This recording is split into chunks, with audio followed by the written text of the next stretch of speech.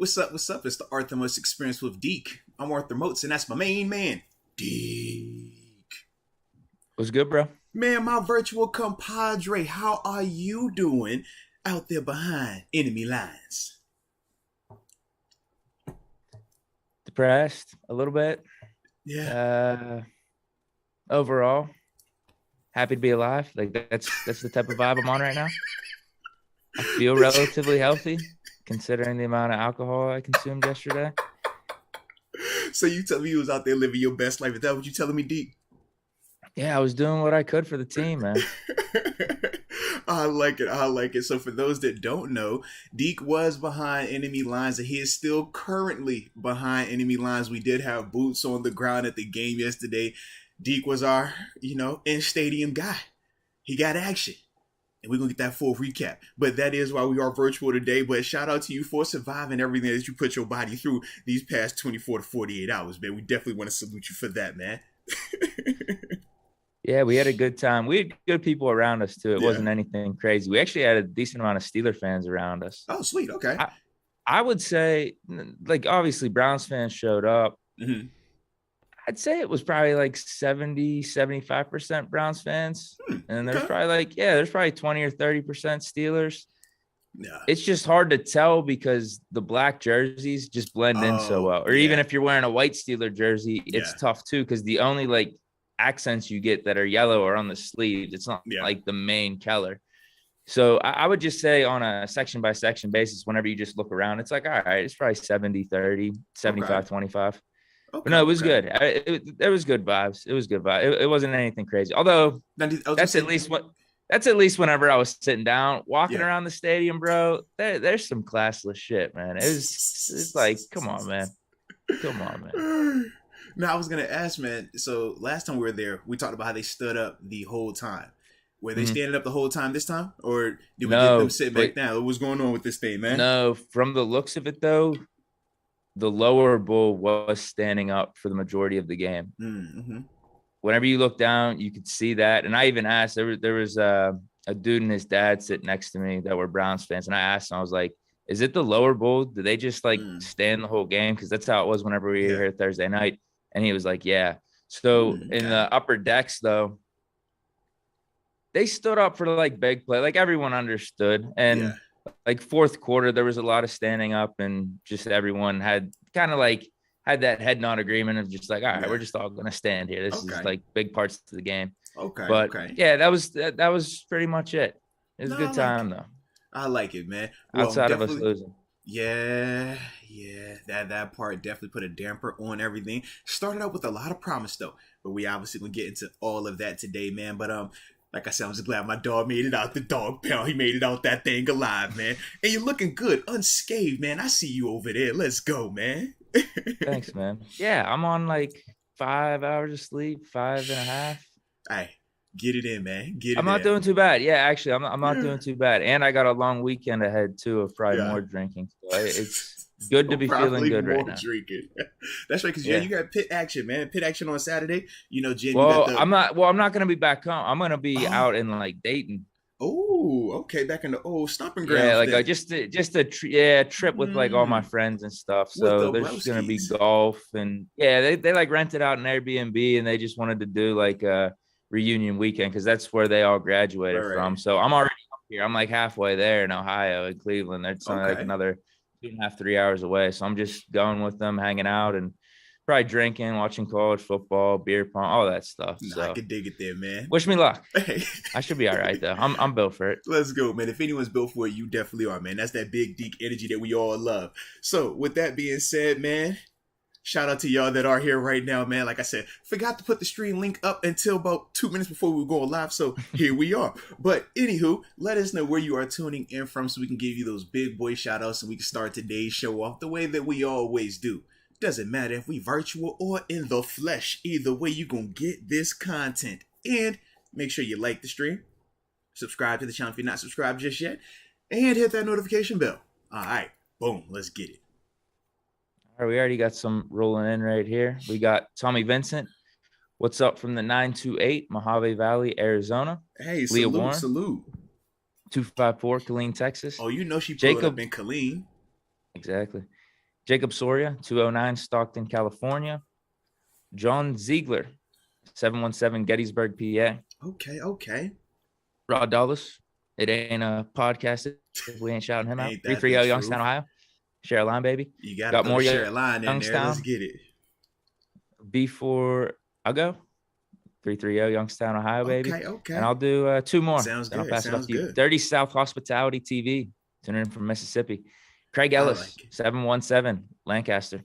All right, let me get in this thing real quick because I got my man Joe Gerbis tuning in from the 915 El Paso, Texas, baby. Love that. McCheese, or Mr. Chavez, excuse me on that. The 210 San Antonio, Texas. Then we got Stan Clay. You know he's always tuning in from the 905 Toronto in the house. Wendell Ellis, I see you, baby. The 704 North Carolina. If I remember correctly, that should be Charlotte area. So tune up and turn up one time. Justin Bourne, 7, or Justice Bourne. 7, the 215 Philly in the house, respect, and Philip McCracken, the 570 Wilkes-Barre, PA. And then I'll end it with Ethan Bold, the 605, but he's hitting up Tempe, Arizona this weekend. Tempe. All right, that's a little ASU action right there, man. Enjoy yourself. Sandbar is a nice location, by the way. All righty. See, we still got some more coming in. Man, you know what? We're going to hit a couple more this morning. Deep. We'll get a couple more of these real quick, man. Deontay Baker, the 703, Alexandria, Virginia. Alejandro Bravo Jr., Bakersfield, California, the 661. Oh, he up early. That's that 6:37 a.m. time. Let's go. Salute you, baby. Then we also got D'Angelo May, the 216. He says he's in Cleveland, Ohio.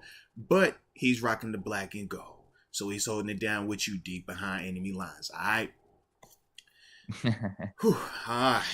That's what we're trying to do up here. Put on for the city. No question, man. Got to do that, man. And let me go ahead and get this out the way so that way I don't forget later on. Today's show is brought to you by Manscaped, the leaders in below the waistline grooming. Not only are they safe, but they are secure and they are waterproof, which we like. Because when you're talking about working with your below the waistline region, and more importantly, your dangly twins, you want to make sure that you're not doing anything to compromise them or their health. So you want to make sure you're using that Lawnmower 4.0, the Crop Reviver, and you can't forget about the Ball Toner as well, man, because you want to make sure you're extra smelly and fresh. Not smelly in a bad way, but smelly in a good way, okay? Let's make sure we clarify that up. And you know we got promo codes for you, baby. And with the promo code maybe, it is Moats.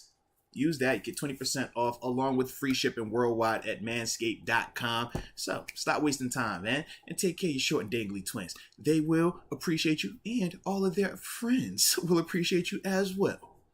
All righty. So let's get this thing going, Deke, man.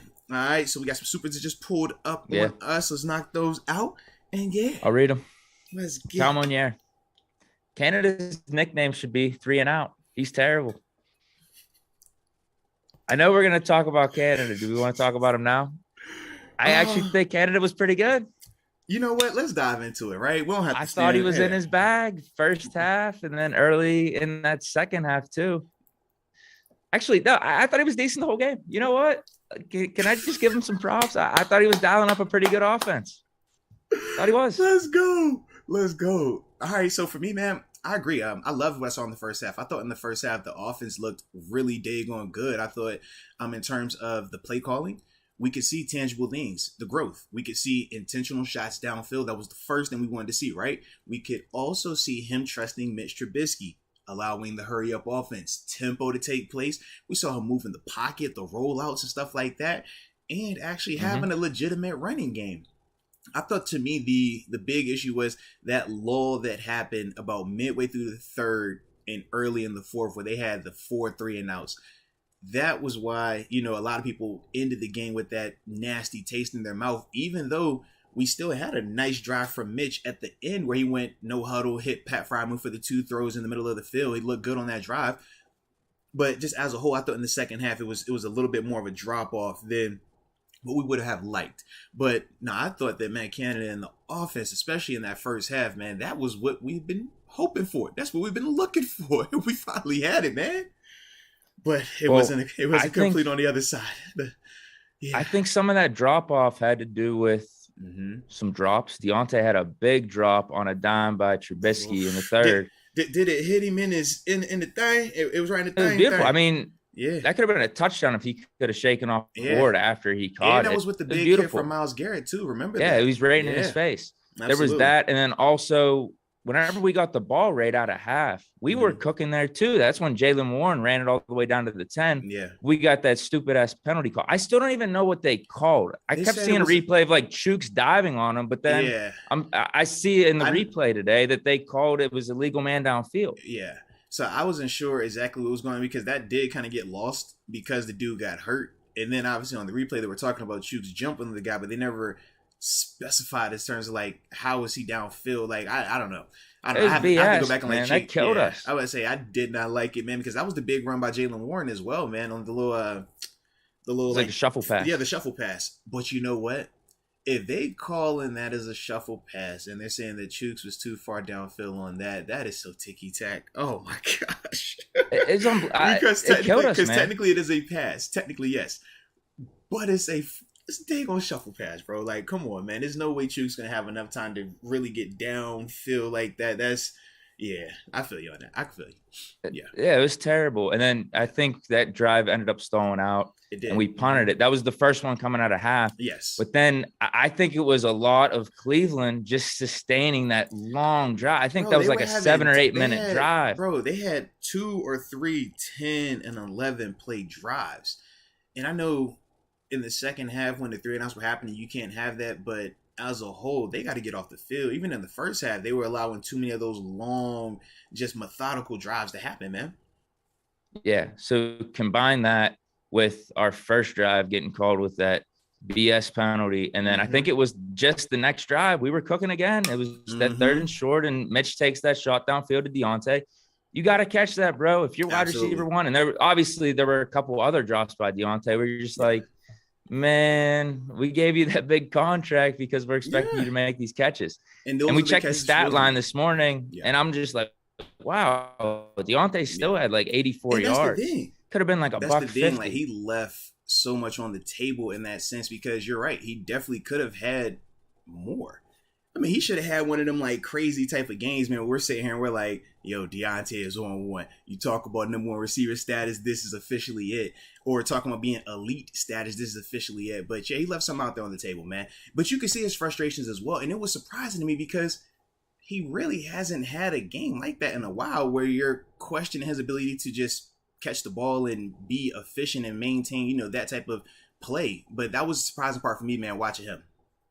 But overall, I do think Canada was pretty good. There were even times on, man, he dialed up this really nice jet sweep, or like, you're right with the rollouts, or just, there were things that were designed that really helped the offense. I was like, this is a Canada thing. This doesn't really have to do particularly with Mitch. But I also thought Mitch played well, but Canada dialed up a pretty good offense and got the ball moving, I thought. No, I definitely would agree with that. He 100% did, man. Like I said, can we get it for 4 quarters? That's going to be the big question, but I do think this was a nice step in the right direction for us. Yeah. Cal Monier. Well, I guess this could be a next thing right here. He says Trubisky was balling.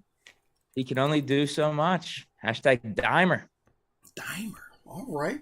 Well, to me, man, Mitch was definitely, in the first half especially, man, he was willing and dealing, man. Some of those throws he was making, obviously the Pickens one was crazy. The Deontay was crazy. The Chase Claypool was crazy.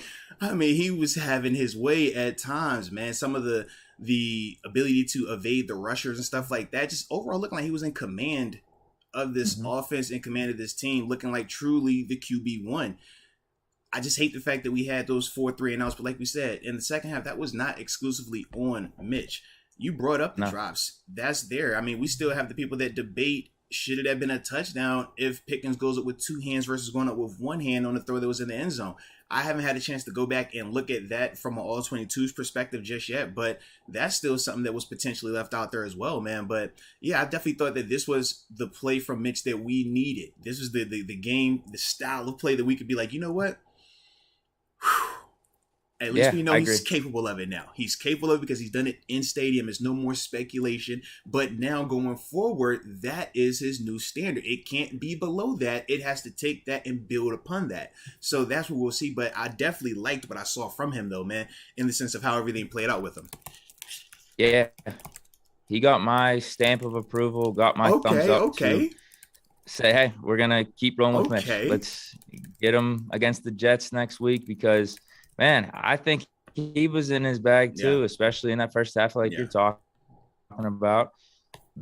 Rollouts, But the throw on the mm-hmm. runs, the Yeah, confidence that he was playing with to get us 14 points. Actually, should have been yeah. 17 points if Boz doesn't miss But that that was field the goal. Now, that win. wasn't Yes, really on the yes. offense. That was a short Yeah. drive for the offense. I think the Browns special teams had a really short punt, so it was a Mm-hmm. short field for us. But still, should have been 17 points in the first half. Yeah. And then combine that with the nice drive that we had coming out of halftime and also the drop by Deontay. I think Mitch did enough. It's just one of those Yeah. things where, yeah, maybe we would have liked a little bit more on those last like 2 or 3 Yeah. drives, but also I didn't like the decision not to go for it on 4th and 5. We were really backed up on our own end. Mm-hmm. It was like 5 minutes left. I hated that because it became an either or thing where, all right, if you punt it, it's like, I guess you still have a chance to stop them, but you're Mm-hmm. giving them the opportunity to run out the clock. Even Yeah. if they go 3 and out, you're putting Yeah. yourself up With against the like wall a because you're going to have to minute or use 45 timeouts. seconds tops. Yeah. Uh-huh. Exactly, because Yeah. now you're going to have to score before this 2-minute Yeah. warning. And that didn't happen. Yeah. We ended up kicking the field goal, 2-minute warning pass, and it And just then on ended top up of relying that, on that onside kick. yeah. But then on top of that, even before we even got to the onside kick part, it was just like not getting off the field fast enough and allowing the Browns to really eat up a ton of that clock, man, running the ball the way that they were.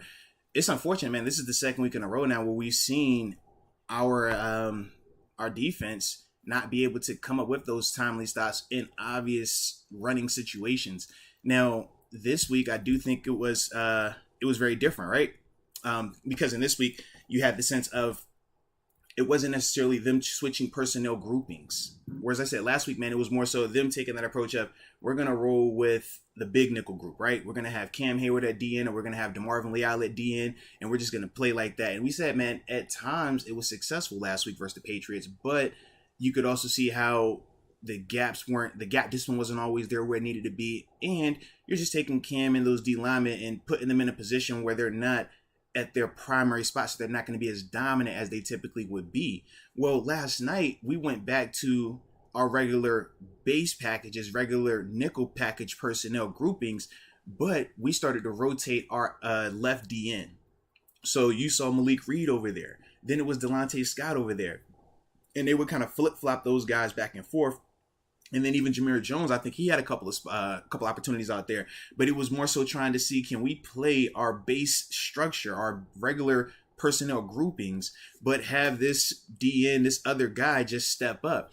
And at times you could get away with it, but as a whole, they weren't good enough on that side. And I just thought as a whole in the front seven of our defense, it wasn't good enough in terms of getting off the blocks. It was times where you look at Nick Chubb and you know he's an awesome running back. You know it's going to be times where he's going to have yards at the contact. And the yards at the contact part, I don't fault that because good running backs, top-notch running backs are going to do that. They're going to fall forward. My issue is when I'm looking at him running through the hole and he's not getting touched until he's at that linebacker level. That's meaning that, man, we're not winning our grass. That's also telling me that even though we're in the right gap, we're not getting off blocks and we're trading 1-for-1. And versus a running back like Nick Chubb and a rushing attack like the Browns have with their offensive line, that's the type of stuff that gets you beat because you look at how they're able to have these long drives and why we keep saying why our guys are getting tired, Yes, traditionally, the answer is, offense has to sustain drives. But that was not the issue for the large majority of the game yesterday. That was a end of the third, fourth quarter type of issue. But as a whole, the offense was sustaining drives. The offense was moving the ball. Defensively in the first half, they were giving up long drives. Defensively in the first half, they weren't able to get off the field on third downs. And that is going to make you tired. That is going to hurt you in the long run. But that wasn't on the offense. That wasn't on anybody but this defense. And a part of that is them trying to figure out how to mitigate the loss of TJ Watt. We said, man, he is such a dynamic player, not just as a pass rusher, but as a run defender, that when you're trying to replace him and his productivity and what he brings to the table, you're not just finding that in just one player. And then, we talked about potentially signing a Jason Pierre-Paul. That's not available either to us now because he's in Baltimore. Of course, the Ravens.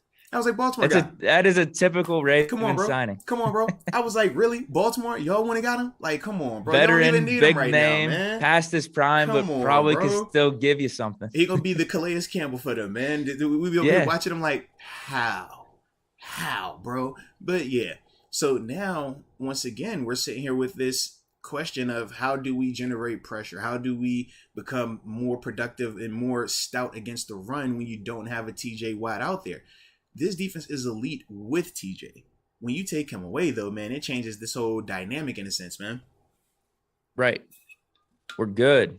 And I think we saw that yesterday in moments. Mm-hmm. Like, we're good. We had some really nice stops in the first half and just mitigating their run game. But there's too many holes right now. There's too many leaks in it. Like, actually, the next comment right here, Camonier says, Spoon not looking like a cornerback one, should have re-signed Joe. Yeah, Witherspoon didn't have his best game. People said you jinxed him, by the way. Witherspoon? Yeah, because they said you were the one when I said. I did. I said he's locking up Cooper. Yeah, it's not even going to be a question. Yeah, and as soon as the game started, I'm watching. I'm just like, we got lucky. Cooper went out of bounds that one time too. Yes, I'm just like, holy hell! I said, how did he run out of bounds? I do not know. Witherspoon was like 5 yards behind him. Because Witherspoon didn't touch him. Yes, he just was running, and I'm like, yo, he's really running out of bounds, like 2-3 steps. Yeah, I don't know how that was one of them plays for us where we're just like, thank you, football gods. But yeah, man. But you know how that goes, man. You're gonna have some of them games, especially when you're out there at corner, man, where it's just not going well for you that night. For whatever reason it was. Now, so we know he ended up leaving the game late in the third with the hamstring and stuff like that. So that becomes even more of a significance because now we don't know what his availability looks like for next week. But yeah, man, he had a little rough one with it. Amari Cooper's a good receiver, though. That's what I was, was trying to say because and Jacoby Brissett got him the ball. Yeah, and their offensive line protected. That was the other part, man. When Jacoby has time the way that he does, he can make some of those throws, man. And you saw him start to have that confidence. It was crazy, like watching both of those quarterbacks in the first half, Mitch and Brissett. I'm like, bro, what is going on? When did these two guys start doing this year? Like, it was nuts, man. But tip your cap to them for that, man. But yeah, man, Amari Cooper was definitely having his way last night at times. Yeah, combine that with the defense not getting as much pressure as we would have liked. Now it happened in spurts, and the same thing was stopping the run game. It happened in spurts. You're absolutely right, but man. I think that's the bigger takeaway, in my opinion, from this game. It's not about Mitch as much or like the offense. It was like the defense just didn't hold up. Yeah. And I didn't like some of the decision making. Like I said, I think we should have went for it on 4th and 5. But that's you already put yourself in that spot where you have to make that type of decision and combine it with some of the drops. Like I don't think this was a Mitch or Canada problem this game. Yeah, but it is very refreshing to hear you say that. I know a lot of people in the because I want Pickett in there, but but a lot of people when it first ended, that was their mentality that it was still on Mitch, that was still on Matt Canada, and they just kind of forgot about the drops. They forgot about the offensive line in the second half. Huge drops. Huge drops. Deontay had like 2 or 3. Absolutely. You can make a case even with Chase, the one that hit him. It was like, yo, what was that? It was a couple of those that took place out there, man. But like I said, man, just as a whole, it wasn't consistent enough. The O-line, I thought they played really well in the first half. In the second half, it wasn't as consistent either. And you can't have those type of things, man. But that's a part of this team's growth, though. That's a part of them figuring it out. And that's what we would keep saying, the patience part in those first 4 weeks, man. Them first couple of games, you're trying to figure out your identity. You're trying to figure out who's the guy that you can trust, who's the guy that you can't trust, who are the people that are going to be available to you from a health standpoint. Also, you're getting into legitimate game shape because, as we said, most of these guys hadn't played 4 quarters of football. So this is just their 3rd game now, and it was on a short week. So a lot of that progress that we're seeing, do we want it to be expedited? Do we want it faster? 100% we do. But the chances of that happening at such a fast rate with a team like this is just not realistic just yet. But you can see the growth, and we felt it. And that's the one part that I want to keep hammering home here today. When we talked about how do we gauge Matt Canada and Mitch Trubisky, how do we gauge this offense taking steps in the right direction? Last night, I thought we could point to certain things and see it. It was clear as day.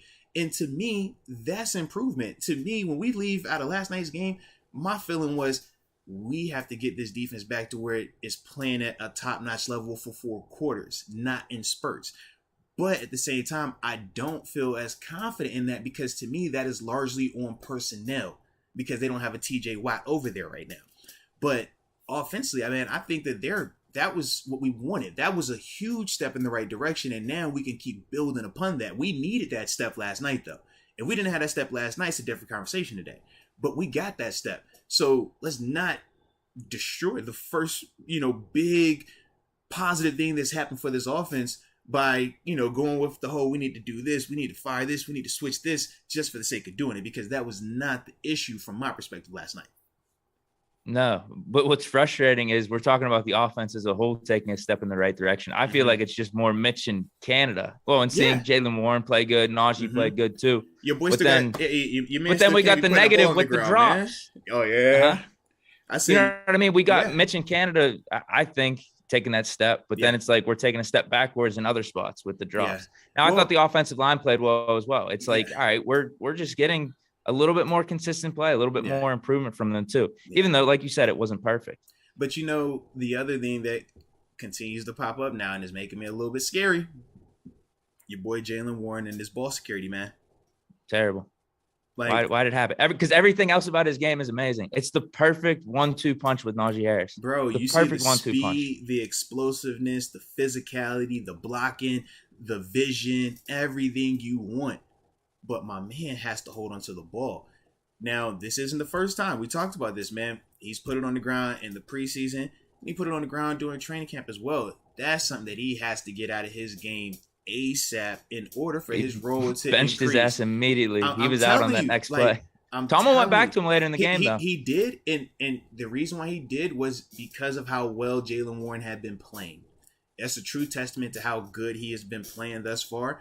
Because otherwise, Coach Tomlin doesn't come back to rookies, especially guys that are putting the ball on the ground. The other reason that was a benefit for him was Deontay Johnson recovering that ball. It's a lot easier to come back to you if we recover the ball. Because now we're just looking at it as, hey, man, we dodged a bullet. But we're not dodging that bullet if that was a turnover. Now we actually got shot. Now we got an issue. So for him, count your lucky blessings. Thank the football guys that Deontay was able to recover it. But going forward, you got to protect this ball, because how can you feel 100% confident and put him out there in clutch situations if you're worried about his ball security? You just can't do that. The same way we talk about throwing interceptions, that's how you feel about running this ball and fumbling that ball, man. So that's the part for me where I'm looking at Jay. I'm like, bro, I love everything else you're doing, but you got to hold on to this ball, man. You have to. Yeah. Hasn't Deontay done this a couple times where he's the drop guy? He's the guy we're concerned with the ball security, but then he has made the play like 2 or 3 times where he's the last ditch effort to secure the ball again after someone else fumbles, and somehow he pulls it off. Yes. And he was in the midst of like 3 or 4 other Browns players, but he somehow got it. I don't know how, but that's his knack right now, man. So salute Deontay for that. Come on, yeah. He says, sure. He's on a heater right now. I think that's man. Shout out to Kyle. Absolutely. Says, sure, throw Kenny in. Not going to change Canada's offense, though. We will not win a game this year by more than 1 score. Canada is the issue, not Mitch. I didn't think Canada was the issue yesterday either, though. But he's right. I think if you throw Kenny in yesterday's game, it's going to be more of the same. You're going to see some of that mobility, the escapability. And I think Kenny can make all the throws Mitch made. But Mitch played good, so I'm not here to have one of those conversations. Yeah. And like I said, I just thought that you could see the confidence finally setting in. Yeah, he played much better than I think than in the first 2 weeks. And I think the familiarity is also coming into play as well. And he was pissed off. That was the other part. You heard some of the commentary talking about, just from their meetings that they had with him prior to the game. But it looked like he was a guy who wanted to prove something. I thought him and Matt Canada both wanted to prove something. And that's why I felt that they were so intentional with the throws downfield and the scheming of routes downfield. That game plan reminded me of the Mason Rudolph game plan that the one he started was that 2020 he started that game where, last game.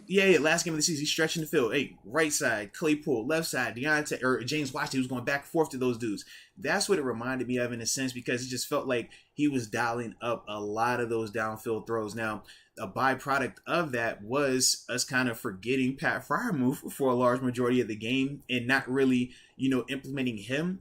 But I'm not going to fault Matt Canada and Mitch Trubisky for correcting the biggest issue that we all had with them.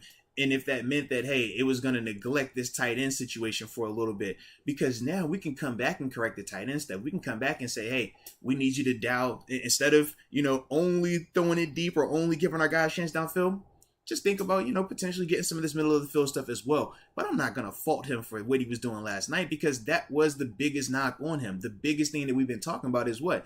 Taking chances with the ball, cutting it loose, giving your receivers chances to make 50-50 plays. He gave all three of those guys, in terms of Chase Claypool, Deontay Johnson, and George Pickens, multiple occasions, multiple opportunities to make plays, to win 50-50 jump balls.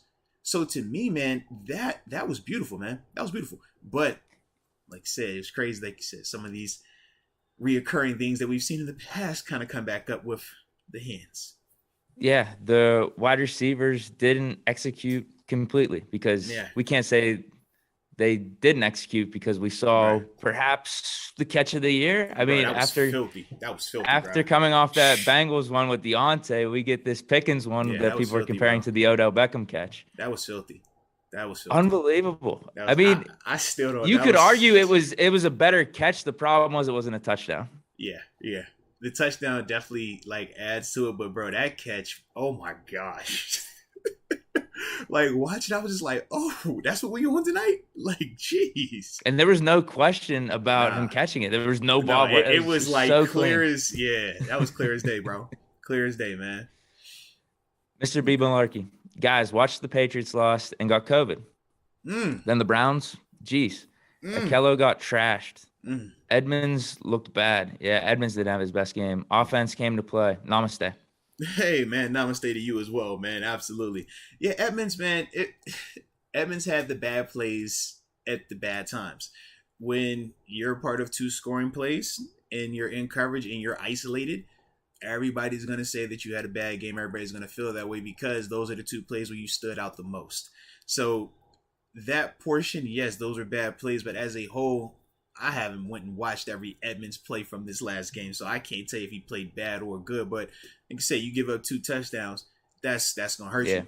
But in the context, it's 2 slant routes on the goal line, essentially, right? 2 slant routes in the tight red zone. That's tough. You know what I mean? When you're talking about, especially the Njoku one. In Amari Cooper, it was Njoku and Amari Cooper. I'm like, who was guarding either one of them dudes last night and was stopping them? Njoku had 7 catches in the first half. Yeah, when did Njoku become a top 5 tight end? Yeah, dude. We knew on paper he was athletic enough, but they've never utilized him like that. Yeah. But to me, I'm like, man, either one of them dudes I was going to be an issue with. So, yes, Edmonds just happened to be the guy that drew that assignment, so he gets the blame for it. But, yeah, when you really think about it, who will you put? Was Akello going to stop Amari Cooper on the slant route? Was Akello going to stop Njoku, or was Cam Sutton going to stop Njoku? You could have probably went Minka on Njoku, but then you're going to have other issues, because now you're taking away your center fielder, your guy who's going to be able to jump routes and stuff like that. So, yeah, it was just, like I said, felt bad for my dog right there, man. Felt bad for him. Yeah, I'm not sure who was stopping that Njoku pass, because that was the perfectly placed ball. Yeah, dude. High pointed. I don't know if Edmonds was even tall enough to get that. You know what I mean? Yeah. Now the Cooper one, I feel like he just got the separation. You're right. Just a quick slant. Yeah. But I don't that Njoku one, you're gonna have to have really good defensive coverage there and kind of just play through the ball or something, because that would have been the only way. I think that would have been more on Njoku not completing the catch, as opposed to having good coverage. Because that was, like I said, a perfectly placed ball, and it would have been tough. Absolutely. And like we said, man, at times we do got to tip our cap to them at times. That type of stuff is I think they played good. Yeah. I mean, you have a dude like Nick Chubb, and you're right, Amari Cooper. They got good players, and I thought they played well yesterday for the most part. All right, D-Rock done. Everyone relax. It's a young team without Watt, and the retirement of a Hall of Famer to be. I guess he's talking about Ben. Yeah. Well, yeah, and that is a part of it, you know. And we're going to continue to grow this thing, and we're going to continue to improve. But these are some of the growing pains that you go through. We talked about it, right? When we came in week 1, we thought it was going to be heavy, heavy defense. Offense was going to be, you know, average at best. Special teams. Second game, we don't have a TJ Watt, so that kind of changed some stuff. Third game, offense looked like it was going to give us more, you know. And if we can lean more on what they're doing or what they did in that first half, and hopefully expand upon that so we can get that full 4 quarters of that type of offense, well, maybe that takes some of the pressure off of this defense. But that's a part of the early parts of the season. That's a part of figuring out how to, you know, traverse through a regular season where you're going to have injuries, where you're going to have, you know, guys playing well and guys struggling at times. But these are some of the things that, you know, this team has got to figure out, and we are seeing it. But we also want them to figure it out and win some more as well, because 1 and 2, it's not cutting it. But at the end of the day, we know this is a very long season, and there's plenty of time in that standpoint. So, yeah, no panic button at all. No. I would have liked to be 3-1 after these first 4 games, though, at least. Yeah. So that sucks. Yeah. Jay, man, the spark Jalen gives us. Bro. Yeah. It's real. It's real. He's got to hold on to the ball. He's really good. With the burst, the vision, man. I'm telling you, man, he making some noise. He's definitely making some noise. And he's showing that he's reliable in pass protection as well, man. He's not afraid to block. He's not afraid to put his face in the fan, man. So watch out, man. Keep going, man. Keep it going.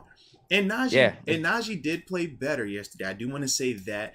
But he still is getting it back. And you can see that as well. But I do want to say that he definitely played better than what he did on Sunday in terms of being more decisive, north and south, more physical. And then obviously he had that nice blitz pickup where he flips the defender coming in and stuff like that, man. So I did want to shout him out. But, yeah, Jalen Warren, man. Jalen's putting together a nice start to the season.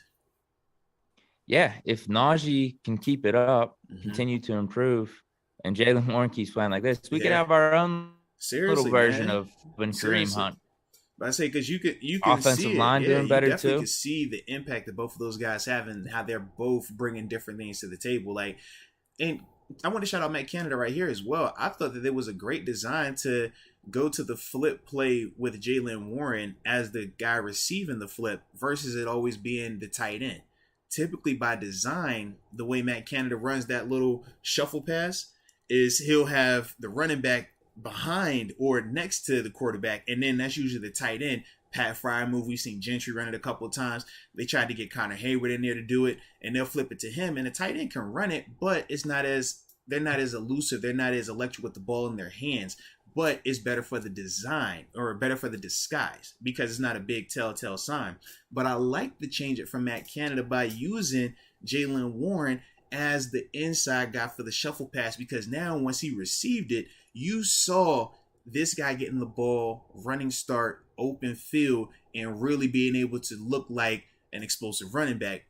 That's a big difference than the tight end running that ball, you know, catching it at the line of scrimmage and having to make something work. Now, that was a play where he got called back for Chooks downfield, which I still, like I said, I'm not a fan of that call on a shuffle pass, but that was another Matt Canada adjustment, something that we should acknowledge and also be like, nah, dude, that's when you're talking about calling a game and the creativity and stuff like that and adjustments, that's what you're talking about. That's what you're looking for. And I thought that was a heck of a thing for him to do that, because up until yesterday, we hadn't seen that on tape. It had always been tight ends based on even when I was playing here under Todd Haley, because it's not a new play. We always ran it, and Haley brought it to us as a two-point play. But we always ran it with the tight end, always with the tight end, tight end, tight end. That was the first time I've seen it with a running back as that guy in that role right there. So I definitely like that from Matt Canada. The rushing offense as a whole, 22 carries, 104 yards, 4.7 yards per carry. Come on, 2 man. touchdowns. That's a combination of Najee getting most of the workload. Jalen Warren, Chase Claypool had that one on the sweep, and then Mitch had 2 runs for 7 yards. Yeah. That's solid.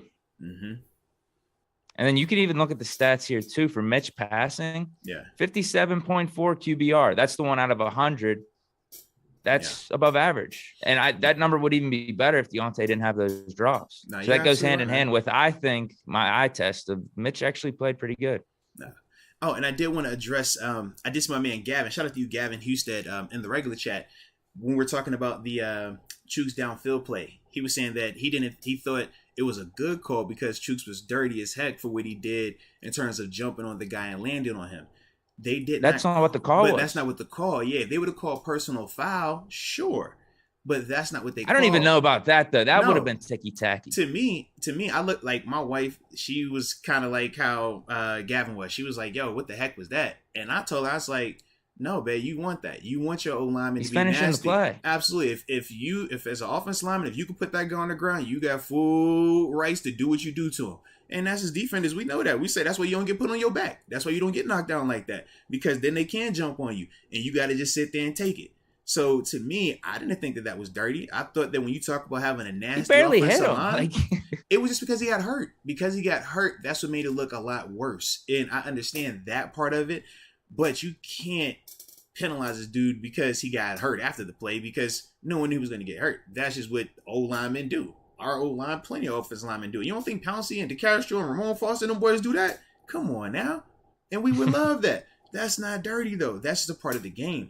But they didn't call personal foul. So either way, that wasn't what they were addressing. They were saying that he was downfield before Jalen Warren caught a shuffle pass. They were saying that he was 2 to 3 yards downfield.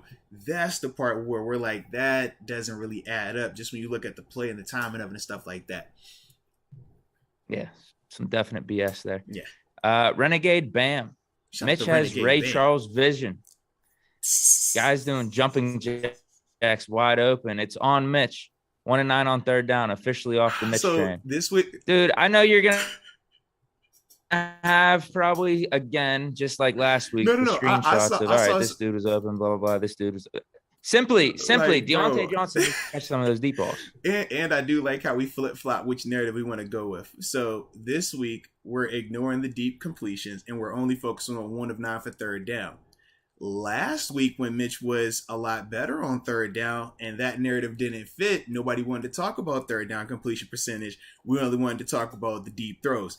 So this does come off as very biased when we do this approach right here, when we are very inconsistent in terms of what our standards and how we are, leveling our expectations or how we are grading Mitch.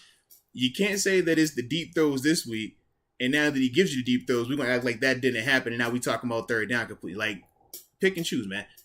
We know it's not going to be perfect. He's not a perfect quarterback. None of these dudes are, unless you talk about your top 5, your elite guys.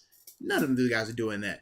So to me, man, it's like you can see what Mitch was doing. You can see the productivity, but don't pick and choose like, man, we're going to straw man this argument right here and this one we're going to go with. It's like, acknowledge what he did that was well. That's all.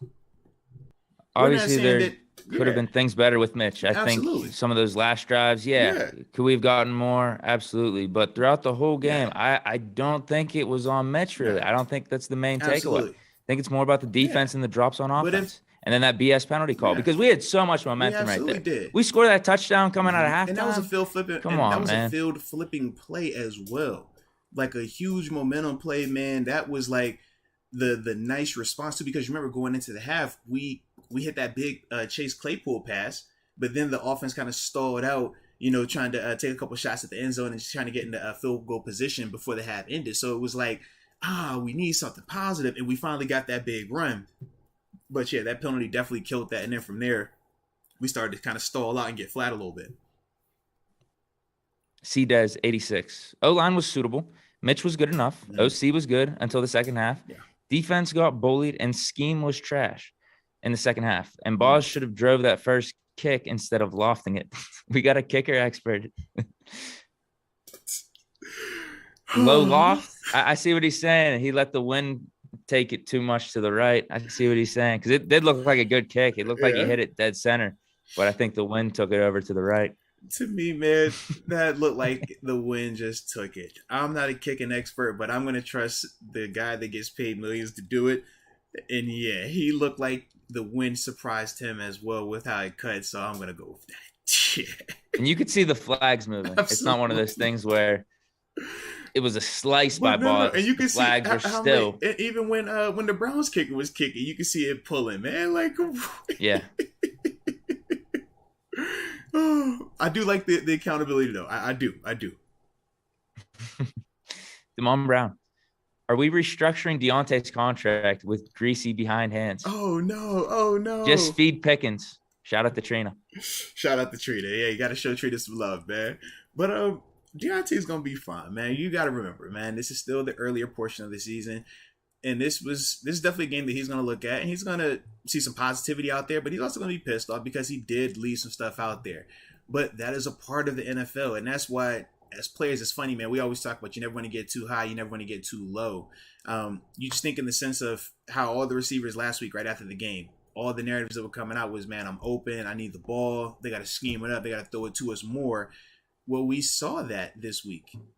And at times they did ball out, but at times all three of those guys had some plays where we're questioning, hey, man, could you have been better here? Could you have made this play that he actually gave you an opportunity for? But that's just a part of why we always say, man, it doesn't matter how good or how bad you play, man. You just show up and play every single time because you don't know. You just don't know. I mean, we talked about the drops with Deontay in a little bit. Obviously, we saw the play late in the game where just him getting back, kind of having a little lapse in detailing of his work. We talked about with the Pickens play of if he should have went 2 hands versus 1 hand, that type of stuff, right? That's the stuff where you're just like, man, why you come and you just play. Focus on playing and just ultimately, man, staying level-headed with this thing, man, because it's gonna go both ways at times for you. It's gonna have some times where you're the man and you're not at fault, but it's gonna be some times where you are a little bit at fault. And I think with the receiver group, in a little, like, to an extent, it was like, yo, y'all did leave some of that out there, man. Yeah, Mitch was throwing some dimes. Mm-hmm. Steve Hibbins. I'll stand by what I said last show. Yeah. Mitch made some shots and looked like he actually carried this game. Yeah, that's enough for me to get behind him for another chunk of the season. Kenny is the future, though. Yeah, and trust me, we've never said that you shouldn't believe that Kenny's the future or that he's capable of being the future.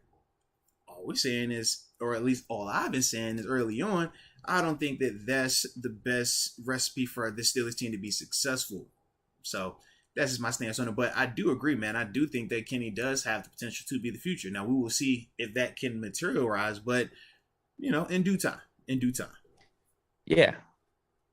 I think that's a fair comment. I've been saying I think Kenny can do what Mitch has done, if not better. All I wanted out of Mitch for this game was to be better, and he was better. So that's good enough for me. Again, actually, these last 2 games, the losses weren't on Mitch. They definitely weren't. Now, I think Mitch deserved more criticism for that Patriots game. And I agree with you. For sure. Good on that. Yeah. But way less in this game. And I just actually think he played good, just flat out good. But he was fine. Those receiver drops were terrible, and defense wasn't good. Yeah, and we also have to remember, too, man, we are, as a fan base and as media, going to be hyper vigilant in terms of how we evaluate Mitch Trubisky, in terms of how every little thing is going to, have an overreaction one way or the other. But in terms of realistically evaluating him and realistically looking from that view of, hey, man, is he helping this team? Is he giving this team a chance to win? I think if you could take that approach and not be as heavy, oh, Mitch missed this one right here, Mitch didn't get this one right here, you would see he is not the issue right now. He was not the issue last night. But that just depends on who you're talking to as well. You know what I'm saying, Deke? Because some people, man, they do kind of have that stance where it's no matter what he does in terms of Mr. Trubisky, it's never going to be good enough for them this year because they just got to have Kenny out there. And if that's the case, then it's like, man, we could talk till we blue in the face. They ain't going to care. And Mitch could throw for whatever he's going to throw for and play however good he's going to play. That's not going to matter either. Mitch has earned more time, in my opinion. Yes. How much time? I don't even know if I know right now. Yeah. We got a long week ahead before this Jets game. We got, 9-10 days? Yeah. I don't know, but he's earned more time, in my opinion. We'll hear what my tune is after that Jets game. But he's earned more time. He played good yesterday. Tommy Vincent, Pickens with the catch of the year. I'm scratching my head why he was only targeted 3 times, too. Hey, fair enough, man. Fair enough. Deontay was the catch of the year, I thought, in week 1, but I think Pickens might have topped it. Pickens definitely topped the Deontay. Actually, dude, they're both really good, but crazy. I'd take Pickens. They were crazy. Yeah. Those got to be the top 2 catches across the league so far this year. Because it was in prime time, too, though. That prime time element definitely adds. Whereas, the one with Deontay it was a 1 o'clock joint. You know what I mean? So it hit, but it's different. When it's in the lights, it's like, ooh, that was filthy. Yeah. I may have said Pickens is the greatest Steeler receiver of all time. I definitely saw that. I saw, oh, that's the White Claws talking right there, Deke. You forgot about 8-4. Come on now. I was gonna say top 5. I was gonna put him in that top 5 range with like Swan and Hines top Ward 5, and Stallworth. You could have got away with top 5. People would have let it slide. When you said greatest, but I said F it. I said greatest. Yeah. I was like, you got the AB crowd and the Hines crowd pissed at you, man. I told you, I think people would even let that one slide because Pickens' approval rating is off the charts. It's phenomenal right now. It's phenomenal. And after that catch, it's like, oh yeah, say what he wants. Mr. B. Malarkey, agree about 14. Needs humility. 2 hands, no flags. He didn't have any flags there. Okay, so he's talking about the catch at the end, or the attempted catch where he went up with one hand, and then he's talking about, I think, the offsides on the onside kick. Yeah. But yeah, I'm with you on that. And that's, to me, man, it's on 2 people. Number 1, George has to be a little bit more professional in that avenue in terms of detailing his work. But number 2, and Danny Smithfield confirmed this as well, man. I put it on Danny because, as Danny will say, you're either coaching these things or you're allowing them to happen. So, the first mistake goes on coach. First mistake goes on Danny Smith, man. And he'll acknowledge that. He's not tripping on that. But it can't happen again. And I don't anticipate it happening again. But hopefully we're not in too many more onside kick situations either.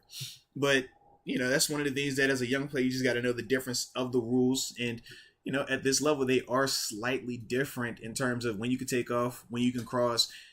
Are you allowed to have your full body across that line before the ball is kicked? Or do you have to have your full body behind the kicker before the ball is released and stuff like that? So, he'll be all right, though. He'll be straight. Okay. Next one I have is King Stacks. I don't know if there's a couple in between. Real quick. So, Steve Hibbins, he says, I stand by. Oh, no. We had that. I stand by what I said last show. Yeah, Kenny's future. Boom, boom, boom, boom, boom. AJ Martinez. Here we go. He says, good morning. How you feeling, Deke? I'm scratching my head about last night. Yep. Same. All right. Barilla92 says, feels like the ops always have a wide receiver or tight end wide open on every play. Is it our zone scheme or a player issue? On the flip side, on the flip side, is it the route tree? So I think he's asking about us and them, it looks like. So in terms was it Cleveland's scheme? Yeah. So not to say their scheme, part of us doing some of the zone stuff that we were experiencing was to have that extra defender in the box to help with the run. You don't want to do a ton of the too high look. You don't want to do a ton of the 2-man or the Tampa 2 stuff versus this type of rushing attack because you feel like you need that extra defender in the box. But the flip side is when you're not able to get pressure and now you're forced to play some of the zones that they were playing, now these receivers and tight ends are going to get time to sit down in some of those soft spots. But then also when we were matched up with them in a man-to-man type concept, we were getting beat in some of those elements as well, as we talked about with what Amari Cooper was able to do. Is it a player issue? It's a TJ Watt issue. When you don't have TJ, a lot of things are affected and impacted. First couple of games, the mentality of the first game, you saw what the approach was. We're going to rush forward. We're going to play coverage, whether that be Tampa 2, which they played a ton of, or they were going to go man, or they'll sit in that cover 3 that we saw them do a lot of in the preseason. But when you lose TJ, now you have to figure out how am I able to still generate that type of pressure, but without having to blitz a ton because you don't want to put your secondary in a compromised position. So you're trying to figure that balance out. And yesterday, man, the Browns, they were just able to stay very multifaceted. We never made them one-dimensional. So when you're trying to figure out your own internal stuff while dealing with the Browns offense that was rolling at the time, being able to run the ball and throw the ball, at times you're going to feel like you're reeling. And that's what it felt like. It was just kind of like, man, we don't have a call right now. We don't have anything that could just get us a stop right here, right now. And that's something that the staff, in terms of Terrell Austin, Brian Flores, and Mike Tomlin, they'll get in the lab and they'll figure that part out. But that, to me, is more so the byproduct of not having TJ Watt. It's been 2 weeks, but it was 1 week and a short week. So you really are still trying to grasp what's the best method going forward. Is it relying solely on Malik Reed, Delonte Scott, Jameer Jones? David Anena, when he gets the opportunity to get activated, is that what the approach is? Or is it something different? But now that they got a little bit more time on their hands, I think we will see a better version or a better approach to that. So that way you're not feeling the way that we're feeling right now in terms of this defense and in terms of how they were allowing the amount of pass plays to go off and some of those run plays as well, man. For being a short week in Thursday Night Football, I actually think that game was pretty good. We got a good product. Yeah, absolutely. Both teams moving the ball. Yeah. Look clean, back and forth. It wasn't like sloppy. It wasn't a shit show like sometimes you will see on Thursday Night Football. Hey, absolutely, man. Absolutely. All right. We also had AJ Martinez. He says, we look very pedestrian against the Browns. Yeah, that Browns team is 2-1 also, man. So I get the narrative. I do, but they're 2-1. They low-key should be 3-0 if you're being real about it. The Jets' loss was still just baffling when you watch how that game ended. So I get what you're saying. But at the same time, we still have to be better. No, Browns aren't execution. A bad Not team. At all. Not they at all. Aren't a bad team. And right now, Jacoby Brissett is playing good. He's doing enough for those dudes, man.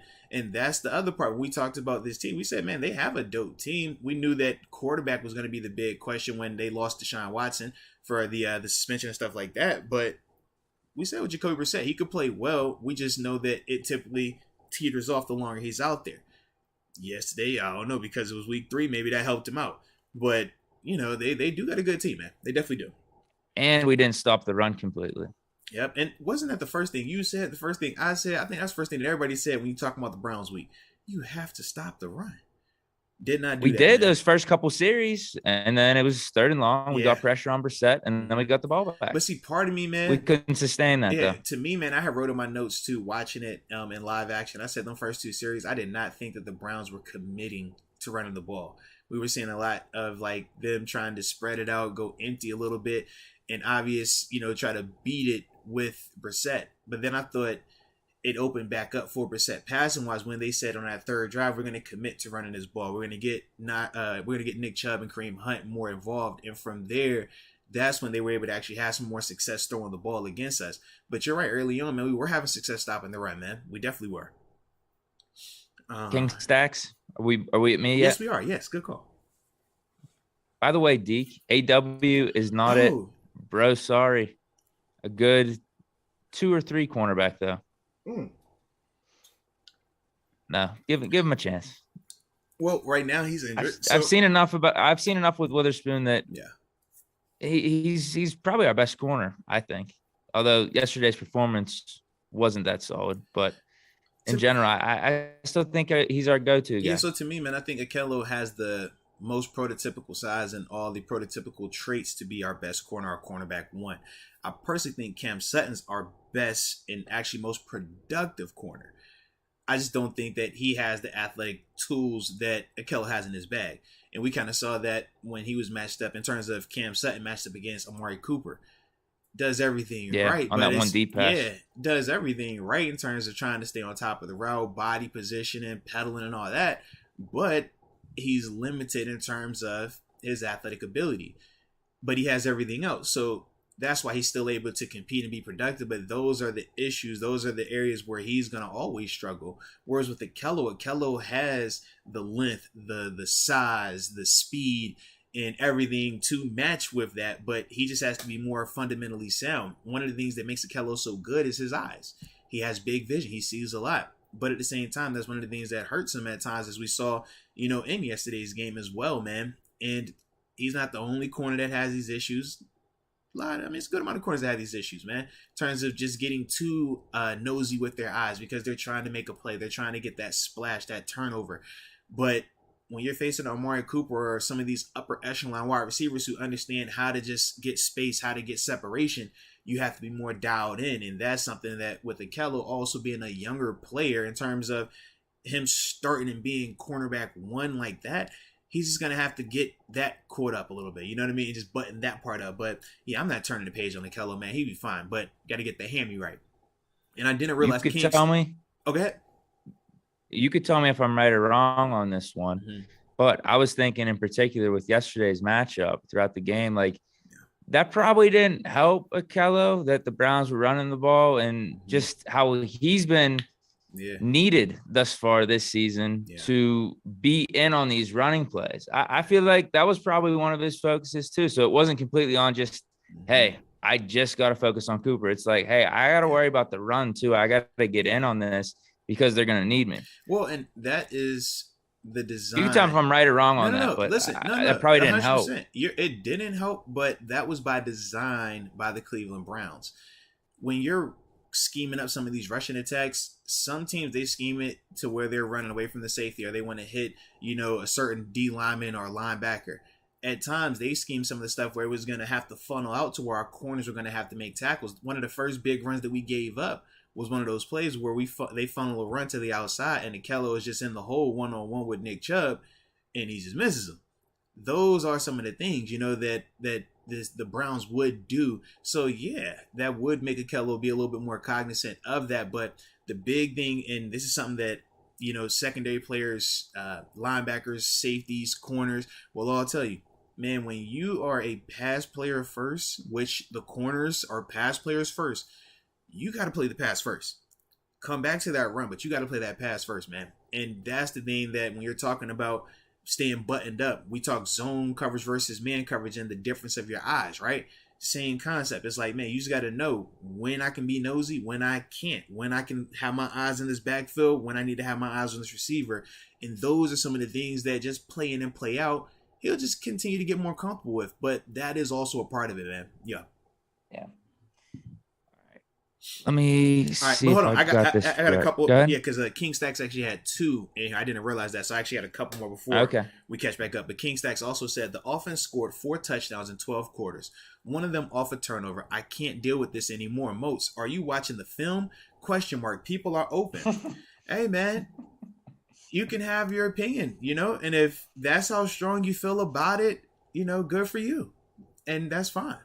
But to me, the tape that I watch, I see a little bit different in terms of why. And that's the difference. Anybody can read a stat line. Anybody can pull up some numbers and come up with a great hot take. But in terms of context, in terms of actually understanding the values and the intangibles of what and why and how to improve upon, that's the difference. But everybody has the same tape that I got, man, and everybody has different opinions. So formulate the opinions you want, watch whatever tape you want, and then talk about it as much as you want. I'm just going to do it the way that I want to do it, baby. That's all. All right. Joe Gerbis. The only itch I have with Mitch is him moving the pocket more than he needs to.